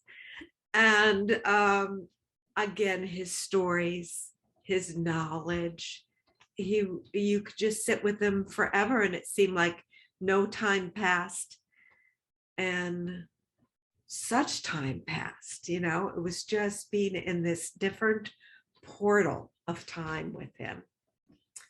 And we went around to some of the holy sites around Woodstock, Rudy Big Indian, and the Buddhist temples, and he was just a delight to be with. And he left, and then he says, I might come back, and he came back, and then he left again, and he came back, and he says, I'm like the guest that never leaves. And he was always such a delight. There was always room for him. And when he left, I didn't know this would be the last time, but I felt so blessed I had that time with him to get to know him more. And he left us with a little Ganesh that's put it up at our front door right outside. So I look at that every time I have somebody come to the front door and greet them. There I see it. Yeah.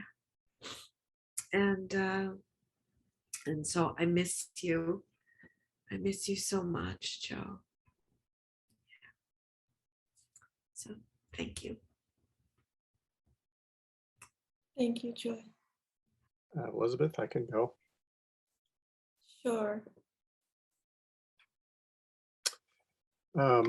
I met Joe when Amma came to Alaska. And I remember him telling me, kind of predicting this would probably be the last teacher you will need to meet.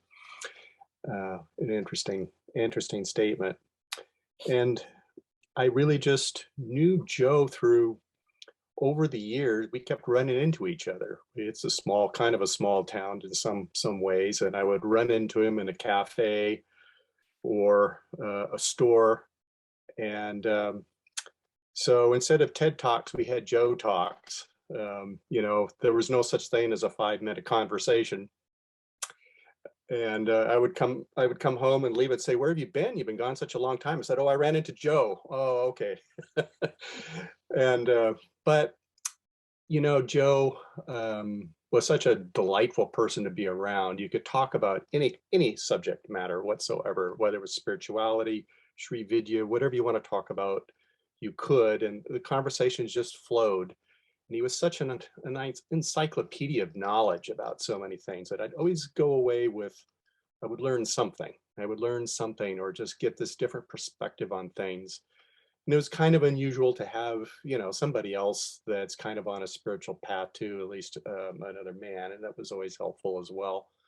Anyway, I just valued all of those times of running into him like that. And in fact, the last time I saw him was in May in a garden supply store. And we spent an hour standing in the aisle, as usual, having a chat about this, that, and the other thing. One of the things that did come up about the choices we make in life and kind of how those things turned out.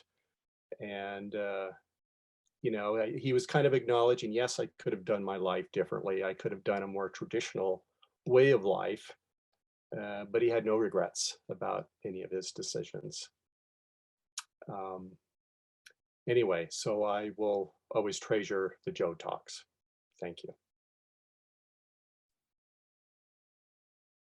Thank you, Dennis. Lieve, would you like to say anything? I think I just can repeat myself because there are so many stories of Joe, but when it comes down to it, for me, so very simple. He was an amazing, beautiful soul. And that's how I want to remember him always. kindness, kindness, kindness.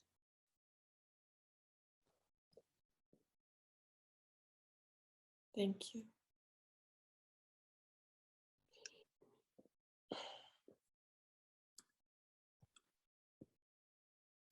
Yeah, I can say I didn't know Joe that well, but I knew him throughout the years. And he was always such a bright light. And yes, the stories were amazing. He would tell magic stories, and he'd always, like, my mouth would always be dropped, like, really. And he was such a bright light, and I'm just so grateful to be here sharing and hearing about him and celebrating him here with you all. And I feel so inspired and grateful. So just sending love and thanks to his soul, and hoping to see him again, if that's his destiny. Thank you. Thank you. Thank you. I'm going to have to head off shortly, but I just want to put this, just put a link in the chat. Okay, it's a song from Mamachi in Kerala, but Joe, we had a cassette of this Santa Fe bhajans when we were at Dr. Shankar's house, if that was his name. And Joe wanted to sing a song for Amma, and he found this song, You Mean Everything to Me, and he loved it. And I mean, together we were probably fairly harsh on the ears, but nonetheless, we tried to rehearse it a dozen times, and every time Joe was a minute or two in, he'd just break down in tears because the song moved him so much. And I mean, he was the, for me, he was really, you know, an exemplary, a real mentor and an example of what a dedicated meditator looks like. But he was also full of so much bhakti, and you know, he just, we rewind this cassette, start the song again, in comes the harmonium, and Joe would start singing, break down his tears. He'd set me off, and then we try again. And he always really wanted to sing to him. I don't know if he joined in bhajans with you guys, but he was so moved that it never happened. And he said to me, you know, and he was so humble. He said, I don't want to sort of indulge myself by crying in front of my guru. The tears should be, you know, if I'm going to cry for Amma, it'll be behind the scenes. And so he never sang that song to her. But it took me quite a while last night to find the song. It's on SoundCloud. I just popped in the chat, just if anyone wants to listen to it. He did love that song. And I'll have to head off shortly, but thanks so much, Elizabeth, for everything. So many memories of Joe and Peninsula and going on tour with Amma, and Joe getting up in the, walking outside with the sun in his little tight white underpants and doing yoga asanas on the rooftop. And you know, for a classic, like he was classically trained Iyengar senior teacher, that is a grueling path. I know we've probably all done hatha yoga and everything, but his asanas were beautiful. And yeah, that was incredible. Again, to just see someone who's walking around with all of this knowledge and training and what he'd invested in his spiritual life. And he was so quiet about it. And one day at the ashram, one of the devotees, one of the ashramites, got up to show a few asanas, and yeah, I could see it was really classical hatha and the alignment wasn't really there or whatever. And I sort of nudged Joe and said, why don't you show them what the triangle pose looks like? And he didn't want to. But Amma saw it, and she said, Joe-san, stand, show them, I think it was Trikonasana. And he got up and he moved through a few asanas, and the whole hall broke into applause for Joe's yoga asanas. It was so beautiful to see that level of control and dedication that only comes with decades of practice. But anyway, special guy, and you know, I'm so grateful to without him, it wouldn't have been the same experience. And I'm sure for all of us, he's changed our lives in different ways. So anyway, I'll sign off. Thanks again, and lovely to meet you all. And thanks, Elizabeth, for everything. This is beautiful, and yeah, you know, it'll be in our thoughts forever. So thanks, everyone. Thank you. Take care. Bye. Jai Karunamai, this is Veena. So nice to be here. I didn't really know Joe personally. I had seen him volunteering, always being part of the crew, and I always looked at all the crew members, including Shalini and Nithya and everybody, and I said, oh my God, they're so fortunate to be near Amma, working with Amma so much. And this was so fortunate to hear Amma talk so much about him. He must be such a loving soul, such a great soul, I'm sure, from many past lives to be so close to Amma. And I just feel fortunate to hear about him from all of you. So much love. Thank you for doing this, Elizabeth and Shalini and everybody. Enjoyed it. Thank you. I'm sure he's in a very good place, and he's listening to all of you sharing about him. One thing, it always comes to me when I hear when now people are passed, that we say so much afterwards. We should really have something for such special souls, especially to say something while they're still here so we can see their joy. You know, I'm sure he's joyful right now, but we don't see it.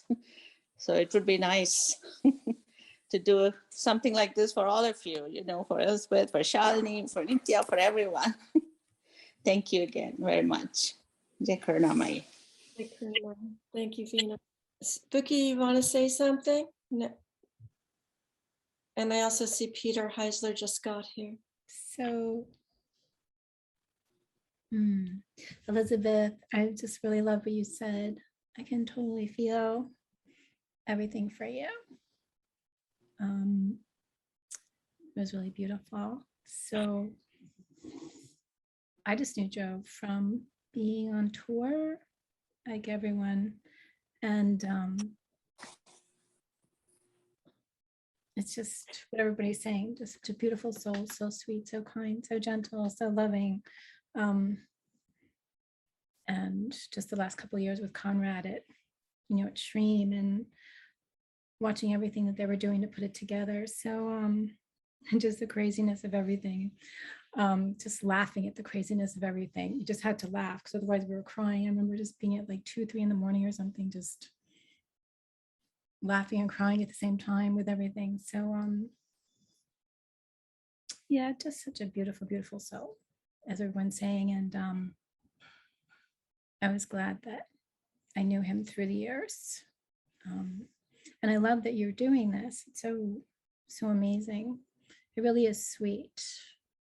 And it was so sweet that Amma made the video, and just and seeing all of you, because it really is really sweet. I think someone said we should just do this anyways.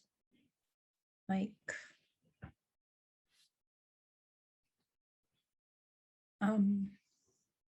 because I do the death work. That's what I do. And end of life. And I think, Veena, you just said doing this for people while they're alive. And that's what we're trying to get everybody to kind of do. People have these things. They're kind of parties for it. So I really like that idea, especially since we're all spread out so far across the country and really see each other, and we're kind of all crazy when we see each other, or I am. I'm always crazy. So right, Subadhra? I'm always like crazy. So Hi, it's actually, Spookies. it's actually really good to see everyone. You disappeared. I haven't talked to you in so long time.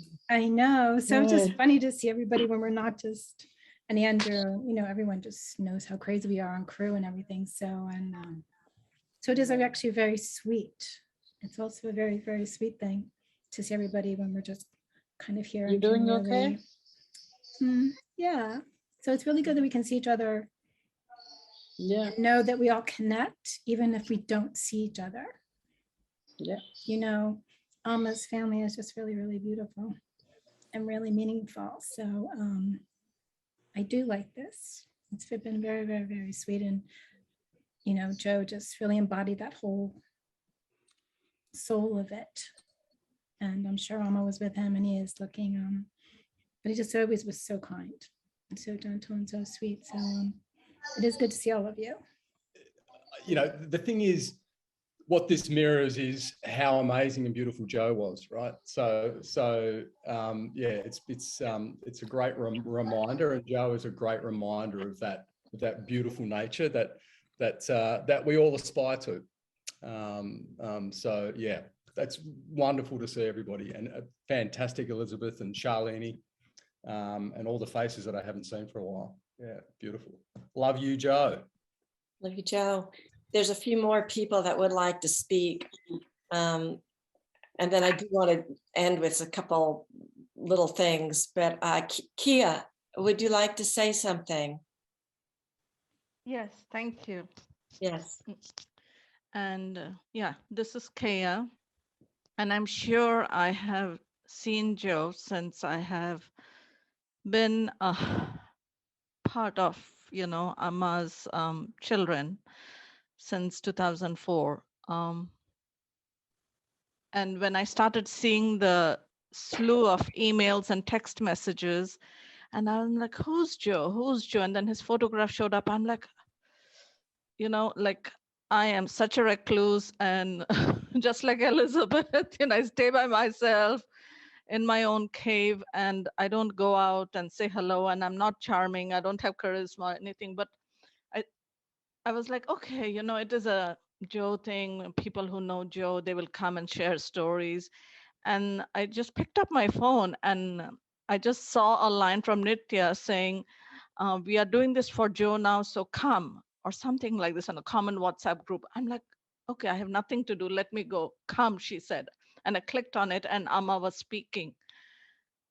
And I was like, wow, that's an inspiration. That is a tall order to fill. That I'm so glad I responded to the call and I came. So I was like, oh, I can aspire to be that. And then I started seeing all these old faces. Some I know, some I don't. And I'm here sitting with my cell phone and just scrolling back and forth just to catch all the faces and the names. And I'm like, so happy to be here in this party. So happy to be celebrating Joe's life and through all these stories. And I was like, oh, nobody knows me, nobody cares. And I said, that is such a selfish thought. The moment I thought that thought, I knew I was being selfish. And so I asked, and Veena somehow encouraged me energetically to ask, like, can I speak? And so thank you, Elizabeth. Thank you, Shalini, for letting me share. So this is what I do. And I would love to chant two verses. One is from the Bhagavad Gita, the 16th chapter, the 18th chapter, 66th verse. And I once heard someone say that if you know this verse of Bhagavad Gita, then you attain enlightenment. So it was someone else's words, not mine. So, and this verse says that if you surrender at the divine feet, you don't have to ever worry about anything because everything is taken care of. And the last verse that I want to chant is the prayer of completion. And we say prayer, but it is not a prayer. Everything in Sanskrit is just a verse where you're affirming your own existence. So the first one is Sarva Dharman Parityajya Mamekam Sharanam Vraja Aham Tva Sarva Papebhyo Mokshayishyai Ma Shuchaha. That was from Bhagavad Gita. And the next one, most of us know it. Om Purnamada Purnamidam Purnat Purnamudachyate Purnasya Purnamadaya Purnamevavashishyate. And this is, in my mind, as a physicist, I feel this is the definition of a holographic projection. So that which comes from the perfect is the perfect and remains perfect. And when you remove perfection from what is perfect, all that remains is perfect. So I believe that is what we all are. And I know tonight, this evening, we are all taking these stories, and these stories are part of who we are. So as Amma's baby, and as Joe's brother and sister and friend and compadre, we are all perfect. So thank you. That was beautiful. Thank you. One of the things we do is that Shalini has gotten a candle ready. So we want to sing happy birthday to Joe. And then I also have a 5-minute video and I want to chant something. And there may be a few more sharing. So let's do the happy birthday song. Shalini, is that? Yeah, I want to say just briefly that I knew I had to make the pie. I was like, how am I going to do it before the, for the party? And then a friend came and visited and she helped me. So I had no idea that he was so crazy about sweets, but I knew I had to make this pie. And so then when everybody shared, I was like, oh my God. So I just put one candle and it's yellow, which is like gold, because now it's just in this new life in oneness with Amma. So, okay, so I don't know if everyone wants to get unmuted, and it's going to be a cacophony, but it's going to be from our hearts. Muted from our hearts. Okay. We're going to sing. Happy birthday to you. Happy birthday to you. Happy birthday, dear Joe. Happy birthday to you. And many more. Happy heavenly birthday. And I'm going to let the candle without blowing it off, because, and yeah, because Amma says it's inauspicious to blow candles out on your birthday. Wave it like this if you want. That if you need to put it out, you wave it. I have one more. I have a 5-minute. I don't know if you want to see it or not. I have a 5-minute. It's a video of pictures from some you've seen and some of different parts of Joe's life that Sarah, his niece, had put together that was shown in Alaska. Would you like to see that? And then at some point I want to offer a chant, and also anybody remaining who would like to share. So I will get that ready. In fact, if somebody wants to say something while I find it and get that ready. I'd like to say something. Can you hear me? Yes. Who is that? Okay. This is Skipper. Skipper Hi. from Alaska. Hi. Yes, please. Hi. Good to see you, Skipper. I want to celebrate the fact that all of you knew Joe through Amma. I met Amma when she went up here to Alaska many years ago, and went to a lot of the places that you saw on the on her screen. She was just so delightful that I would fly down with my children to Seattle to see her, and whenever I was in Denver, I would see her when she went to. She had meetings at right outside of Denver. I can't remember the name of that place. There's a university there. What is that? Boulder, yeah.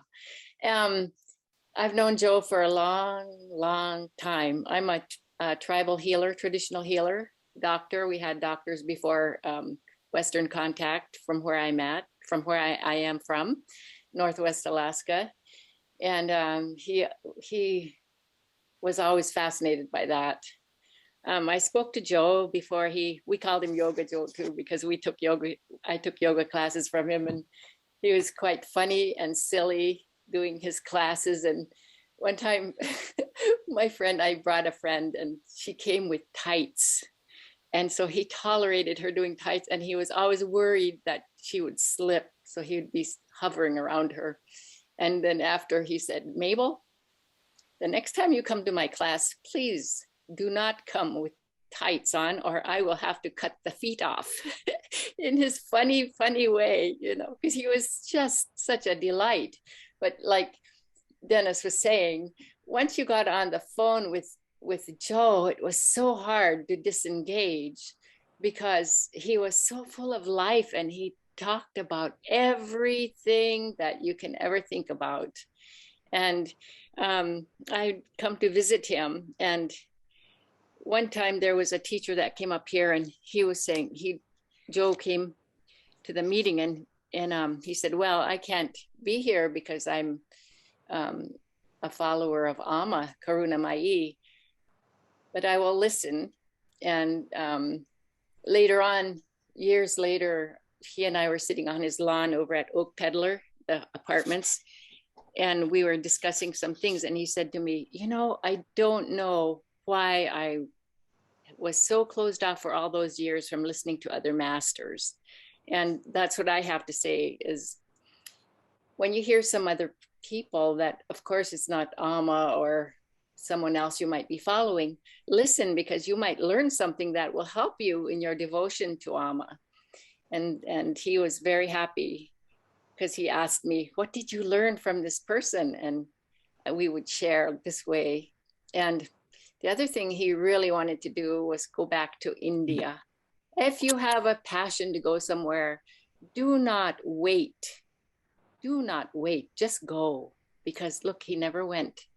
Every time I would be out doing my work and I'd come back and I'd say, oh, did you go to India? No, I had to fix up this apartment, or I had to do this. My teeth, I thought you were getting your teeth done in India. And then we'd go on this whole discourse, you know. He was such a lovely, lovely brother.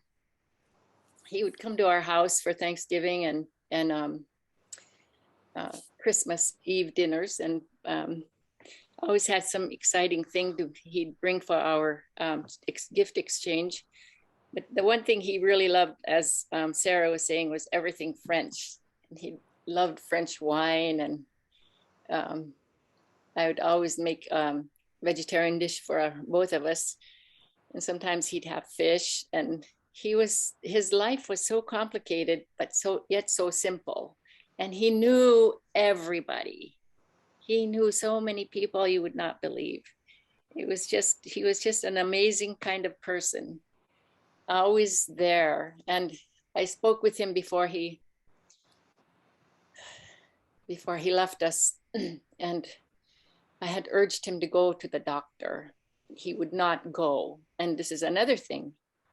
Go and get a whole diagnostic review of whatever is going on in your body. Don't wait, because he didn't, and so he had an untimely death. But he didn't realize that he was on his near death, because he was so excited about his life and what he was doing and how he was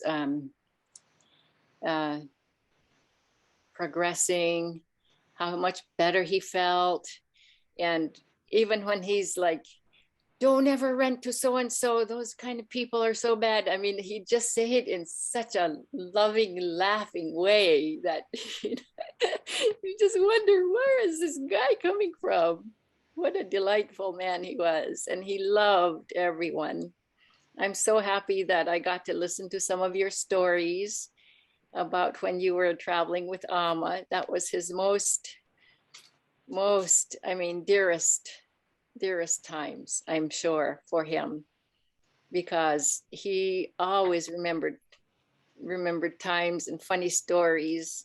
And he always went to Texas to visit with his auntie, his aged auntie, and he would stop and try and make it to Amma's gatherings whenever he could, when he went down there. And the other thing that we loved to do was to go up to the Matanuska Valley to the garage sales, because we'd find flowers and plants in the springtime. He was an absolutely wonderful composer of the garden. He could just put things together, and his sense of beauty in the home was just amazing. He had such a great design ideas that he would put together in his house, that everything just flowed. But we would go and to these garage sales because that's when we knew we would find flowers and plants from people's gardens. And he and I would like the same things. And sometimes there wouldn't be two of them and we'd have to do scissors, paper, rock, you know, that scissors, paper, rock. And he was a lot of fun that way. There was just so much love, his devotion to Amma, that his devotion to the earth. I know that we were all very fortunate to be on the same planet at the same time to be with him. And he has left eternally a space in all of our hearts to always love. And more than anybody that I know, Joe, Yoga Joe, may you rest in peace. We love you so much. My daughter.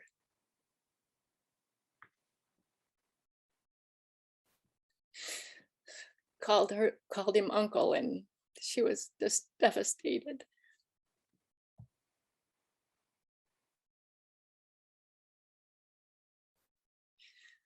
Because whenever we went to see Amma when she was a little child, she was always reassured whenever she saw Joe's face. That's what she told me, because he was someone she could trust and always so friendly and giving and helpful. Thank you so much. Thank you so much, Elizabeth, for this opportunity to share. Have a good night. Skipper, thank you. I'm so glad I was able to get a hold of you. You go way back with Joe. Thank you for your heart. Sarah had mentioned to me too that he wanted to be an architect. I mean, he is brilliant with sense of placement and environment, and I also don't think he knew he was leaving. No, he didn't. The night before he left, and I heard his last 3 messages to his neighbor at almost 4 a.m, and he had died an hour or 2 later. She didn't listen to them. I listened to them, but I absolutely feel he is in the absolute highest, absolute. He is, because I have to tell you something. And the golden light. And I know that. And his whole life was devoted to Amma, even though he can get back to India. And I had a dream of him this morning, and I just felt like, and his first dream I had really, and he just felt like he was just expressing so much love. Yeah, he's in a place where he can do that universally. Yes. And I have to tell you, a couple of weeks before he passed away, I had a dream with him, and he had 3 eyes like this. And I thought, oh no. And this is why I was motivated to call him. I waited about a week to call him, but I didn't tell him about the dream. And he was so optimistic, and he seemed so alive that I never in my world or my thoughts thought that he would just pass away, leave this body, drop his body. And I was in shock when I heard. It's really was an honor to know him. It really was. And it's true that he always knew everything about things, no matter if it was your sink, under your sink, your like your heater or this or that. He was always a great resource. I really miss him. I drove past those apartments the other day, and I just had a sense of loss.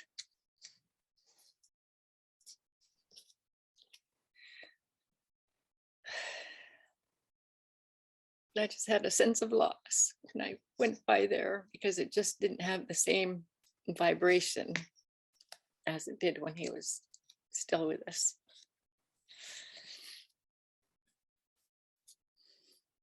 He never made it to my peony farm, doggone it. He was going to go this summer. We talked about it. I was like, I need you up there to tell me what to do. We never did. He never did make it. So anyways, I'm thankful for you. Thank you for inviting me, Elizabeth. Thank you, Skipper, for coming and sharing so deeply. I'm going to share the 5-minute video that Sarah had put together of Joe. See if I can do this. And I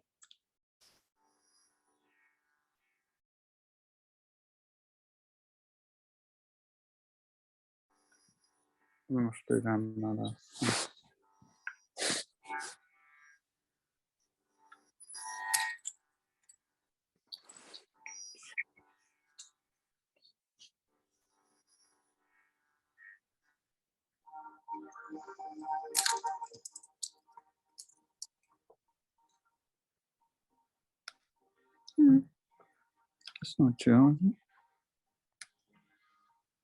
Maybe it was. Maybe his last year or so. That's Joe. That's not Joe. No? These are like people in his life, I guess. Or they're not, we're not seeing the full photo. He's getting cropped out. these are pictures from Joe's different areas of Joe's life. Oh my God, look how beautiful he was. Is that Joe? Uh-huh. Look at you.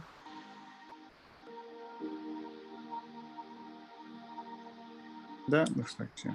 And that's the old Joe. It was the young Joe. Which one is Joe? Which one is Joe? It definitely looks like Joe.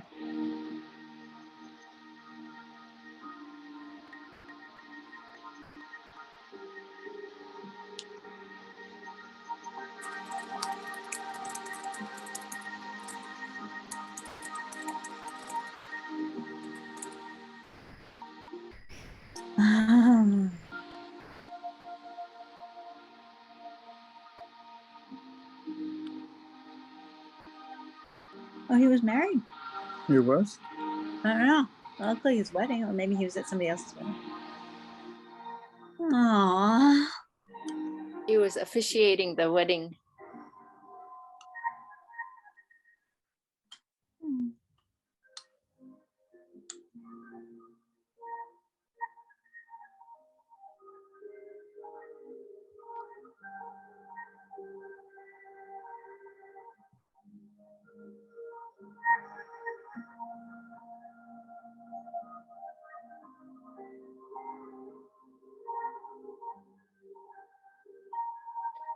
I forget who that Bridget. Who is Bridget's sister? Oh, it's gotta unmute.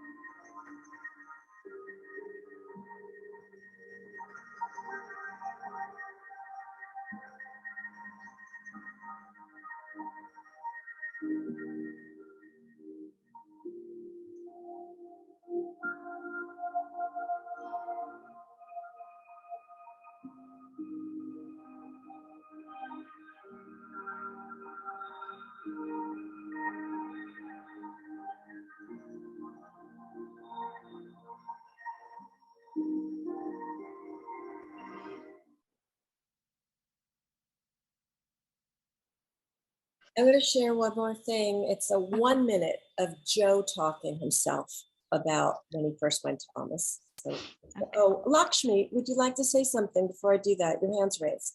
He came to Houston also a couple of times. So that's when I realized, and I feel bad that I didn't know him very well. Thank you for giving me the time. The memory that keeps coming back to me of Joe is it was probably around 2005 or 6 or so when I was spending a lot of time in Peninsula, and it was a day when Mother went down to her close by little school, and she was giving a special program there. And if I remember correctly, I think it was at the beginning of the school year, and there were all these incredible, beautiful kids running around with huge smiles on their faces, and so incredibly in love with Mother, and so thrilled that Mother was there at her school.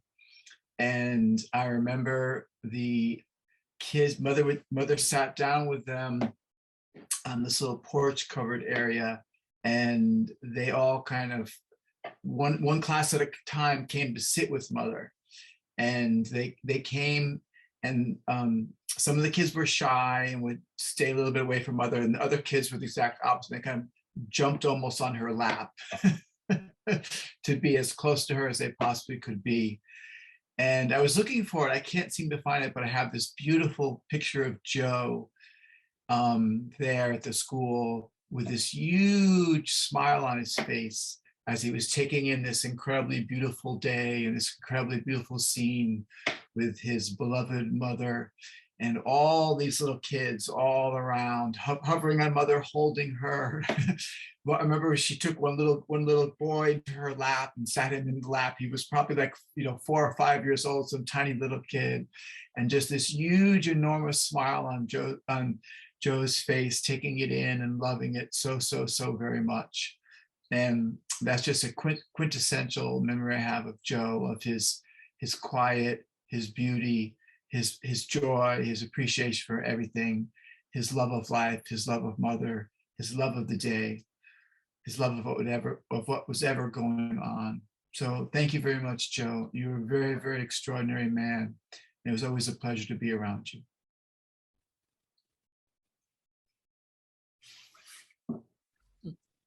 Thank you, Johnny. It's good to see you. It's been a long time. I'll just do this 1 minute video here in Joe's words. My name is Joe Shelton. I was lucky enough to hear about Amma coming to North America in 1996. One of my friends was from California. She met Karuna Mai in 1995, and she told me the next year that I should get on an airplane and fly from Alaska to Seattle that weekend. So I had 2 days from the day that I first heard of Amma to come here, and I did. And within 3 weeks, I went to India for 6 months and spent 6 months with Amma in India. And I felt unbelievably fortunate because we were able to spend an entire winter absorbing her blessings and her knowledge and her love. And we had never experienced anything like that in our lives. So for the rest of our lives, we feel like our life is enriched from that experience. I guess I'll share a chant, Joe. What I'm going to share, you can find in the second Gayatri book on page 109 that Amma did.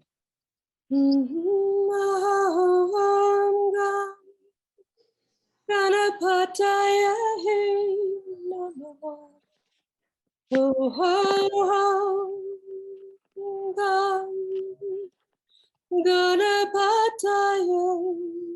Namo.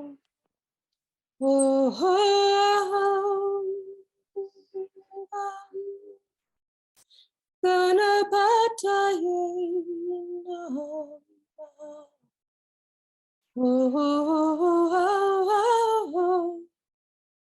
Om Trayambakam Yajamahe Om Bhurvasuvaha Tatsavituvarenyam Om Sukandim Pushtivardhanam Om Bhargo Devasya Dhimahi Om Vargamiva Bandhanat Om Dhyayana Prachodayata Om Mrityor Mukshya Mamratata Om.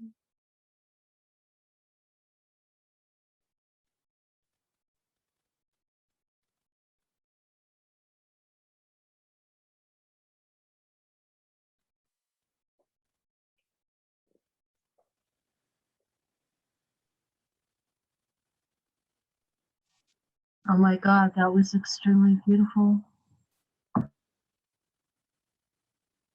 Very.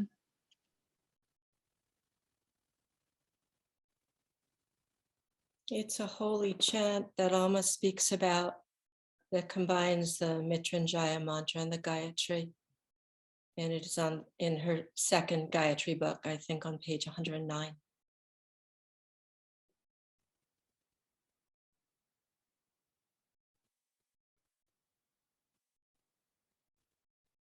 I'm really touched that you all came tonight and to honor Joe. And thank you. And thank you, Amma.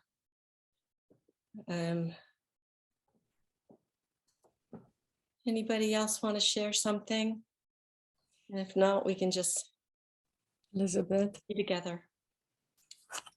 I just want to add something. Firstly, your voice was just angelic. Thank you so much. It was beautiful. Not was it is. When my father passed away in 2015, I was here and it was happening in India. He arrived here in a beam of light. But 5 minutes ago, as I'm hearing the rest of the chants, I'm feeling Joe around me in beams of light as well. I met Amma in 95, he met in 96. I have not yet made it to see Amma in Penashila because of the schedule. I'm always at work, but that is over now. And it's just amazing because I think that all our hearts are so open that it's been trembling. And this didn't happen to me today. It's been happening for some weeks, this sitting and having this happen. And it's just the most amazing experience. So I wanted to share that his light has been here, and we are all blessed. We're all blessed that we are also with each other. We are blessed that we all are with each other, and Amma is here. So thank you so much for this circle you created. Thank you so much. Thank you, Shalini. Thank you so much, Shalini. And Shalini, yes. One that showed up is so beautiful. And there's no reason we can't gather again and just share our hearts or our stories or our chants or our poetry. I love organizing things and doing things like this. Yeah. So, and I know there's a lot of us that haven't seen each other in a long time and miss each other. And we're living all over the world. So it's nice to see all your faces. Thank you so much for doing this. Thank you. Yes, Namaste. it was a great satsang. It was a great satsang. Thank you, everyone, to each of us and all of us. From the bottom of my heart to each of you. Yeah, thank you, everyone. Thank you all. Thank you. It's interesting how he loved each of us and he brought us all together to celebrate his birthday. It's amazing. I mean, it's incredible. It's indescribable. Thank you. Thank you, everyone. Thank you, Elizabeth, for the invite. And thank you, Shalini, for helping put it together. It's so nice to see all of you. Thank you, Tracy, Andrew, Dennis, Spooky, Sanford, Shanti, Nithya, everyone. anyone else wants to say any final words like Radha or Sanford, Peter, and other? Jai Ma, hello, namaste, namaskar, Om Shanti, Jai Karnamai. You know, we're all in this funny time of this world where we're all in our little cubicles, so to speak, you know, in our homes and I suddenly feel very, very emotional because, of course, we all in our hearts are missing the physical relationship, the physical presence and the blessings that come from that, especially with Amma and especially with our satsang.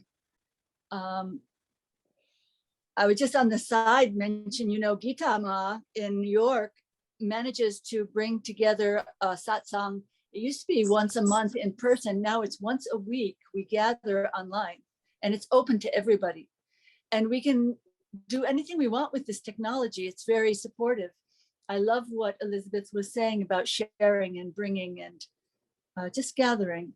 It gives us strength and hope and peace, and it strengthens our bond with each other, God, each other, the spirit in each other, the spirit in ourselves. It makes us alive. So thank you for whomever was the root of this, Elizabeth, Shalini, Amma, our divine inspiration. So thank you. Thank you. So, namaskar. Namaskar. Jai Karnamai. Jai Karnamai. Yeah. Jai Karnamai. I felt like the time was slipping away, you know, because it happened in Alaska, the celebration of life, and then only Elizabeth went, and then Elizabeth and I, we were like, well, we want to do it for the Sangha, and then time was going by, and then we talked, and we were like, okay, let's make it happen. And Elizabeth, thank you. You did so much beautiful work, and then his birthday was coming up, so that was just perfect. Yeah, and so beautiful. There's so many people showed up, and all these stories. It was just amazing. It was just really, really touching on my heart, and I ate 2 pieces of pie because one for me and one for him. So good. Yeah, it was an amazing evening, really. I hear him, and he knows that he was dearly loved. He knew that. He knew that. He knew we all, I mean, and he loved everyone so much. I have to tell you something sweet. Yeah. I have to get, the homeowners association said I had to paint the house. And I'm like, I think I must have said to my Joe and my mom, like, hey, I need to find someone, send me somebody good, you know, right? You're right. One of the painters who's like in the top 2 that I'm considering, he came and his name's Joe and he's from Anchorage. Oh my God. I know, and he's got one of the best bids out of, he's like 2 of the 2 lowest. And I'm like, Joe? Wow. I told him that too. Wow. What a joke, huh? He would sure laugh, that Joe Shelton. Yeah. He would sure laugh. Oh, you. Did you know he was the 9th? He had a very long name, the 9th. The 9th. Like, oh my God. Joe the 3rd, Junior, he was the 9th. 9th Joe. Oh my gosh. Well, that's a very auspicious number, isn't it? Yeah. Yeah. I've heard. He was always encouraging me to read the Bhagavad Gita. Finally, I started reading it a couple of years ago. Good night, everybody. Good night. Good night. Good night, Elizabeth. I have to get going. Good night. So amazing. Sending lots of love. sweet, Thank you. everyone. Thank you, everybody. Good night. Night. Bye, everyone. I want some pie. Send me some pie. It's so good. Great work, guys. Really fantastic. Beautiful. Thank to you, see you. Andrew. Thank you. Touch. He's everywhere.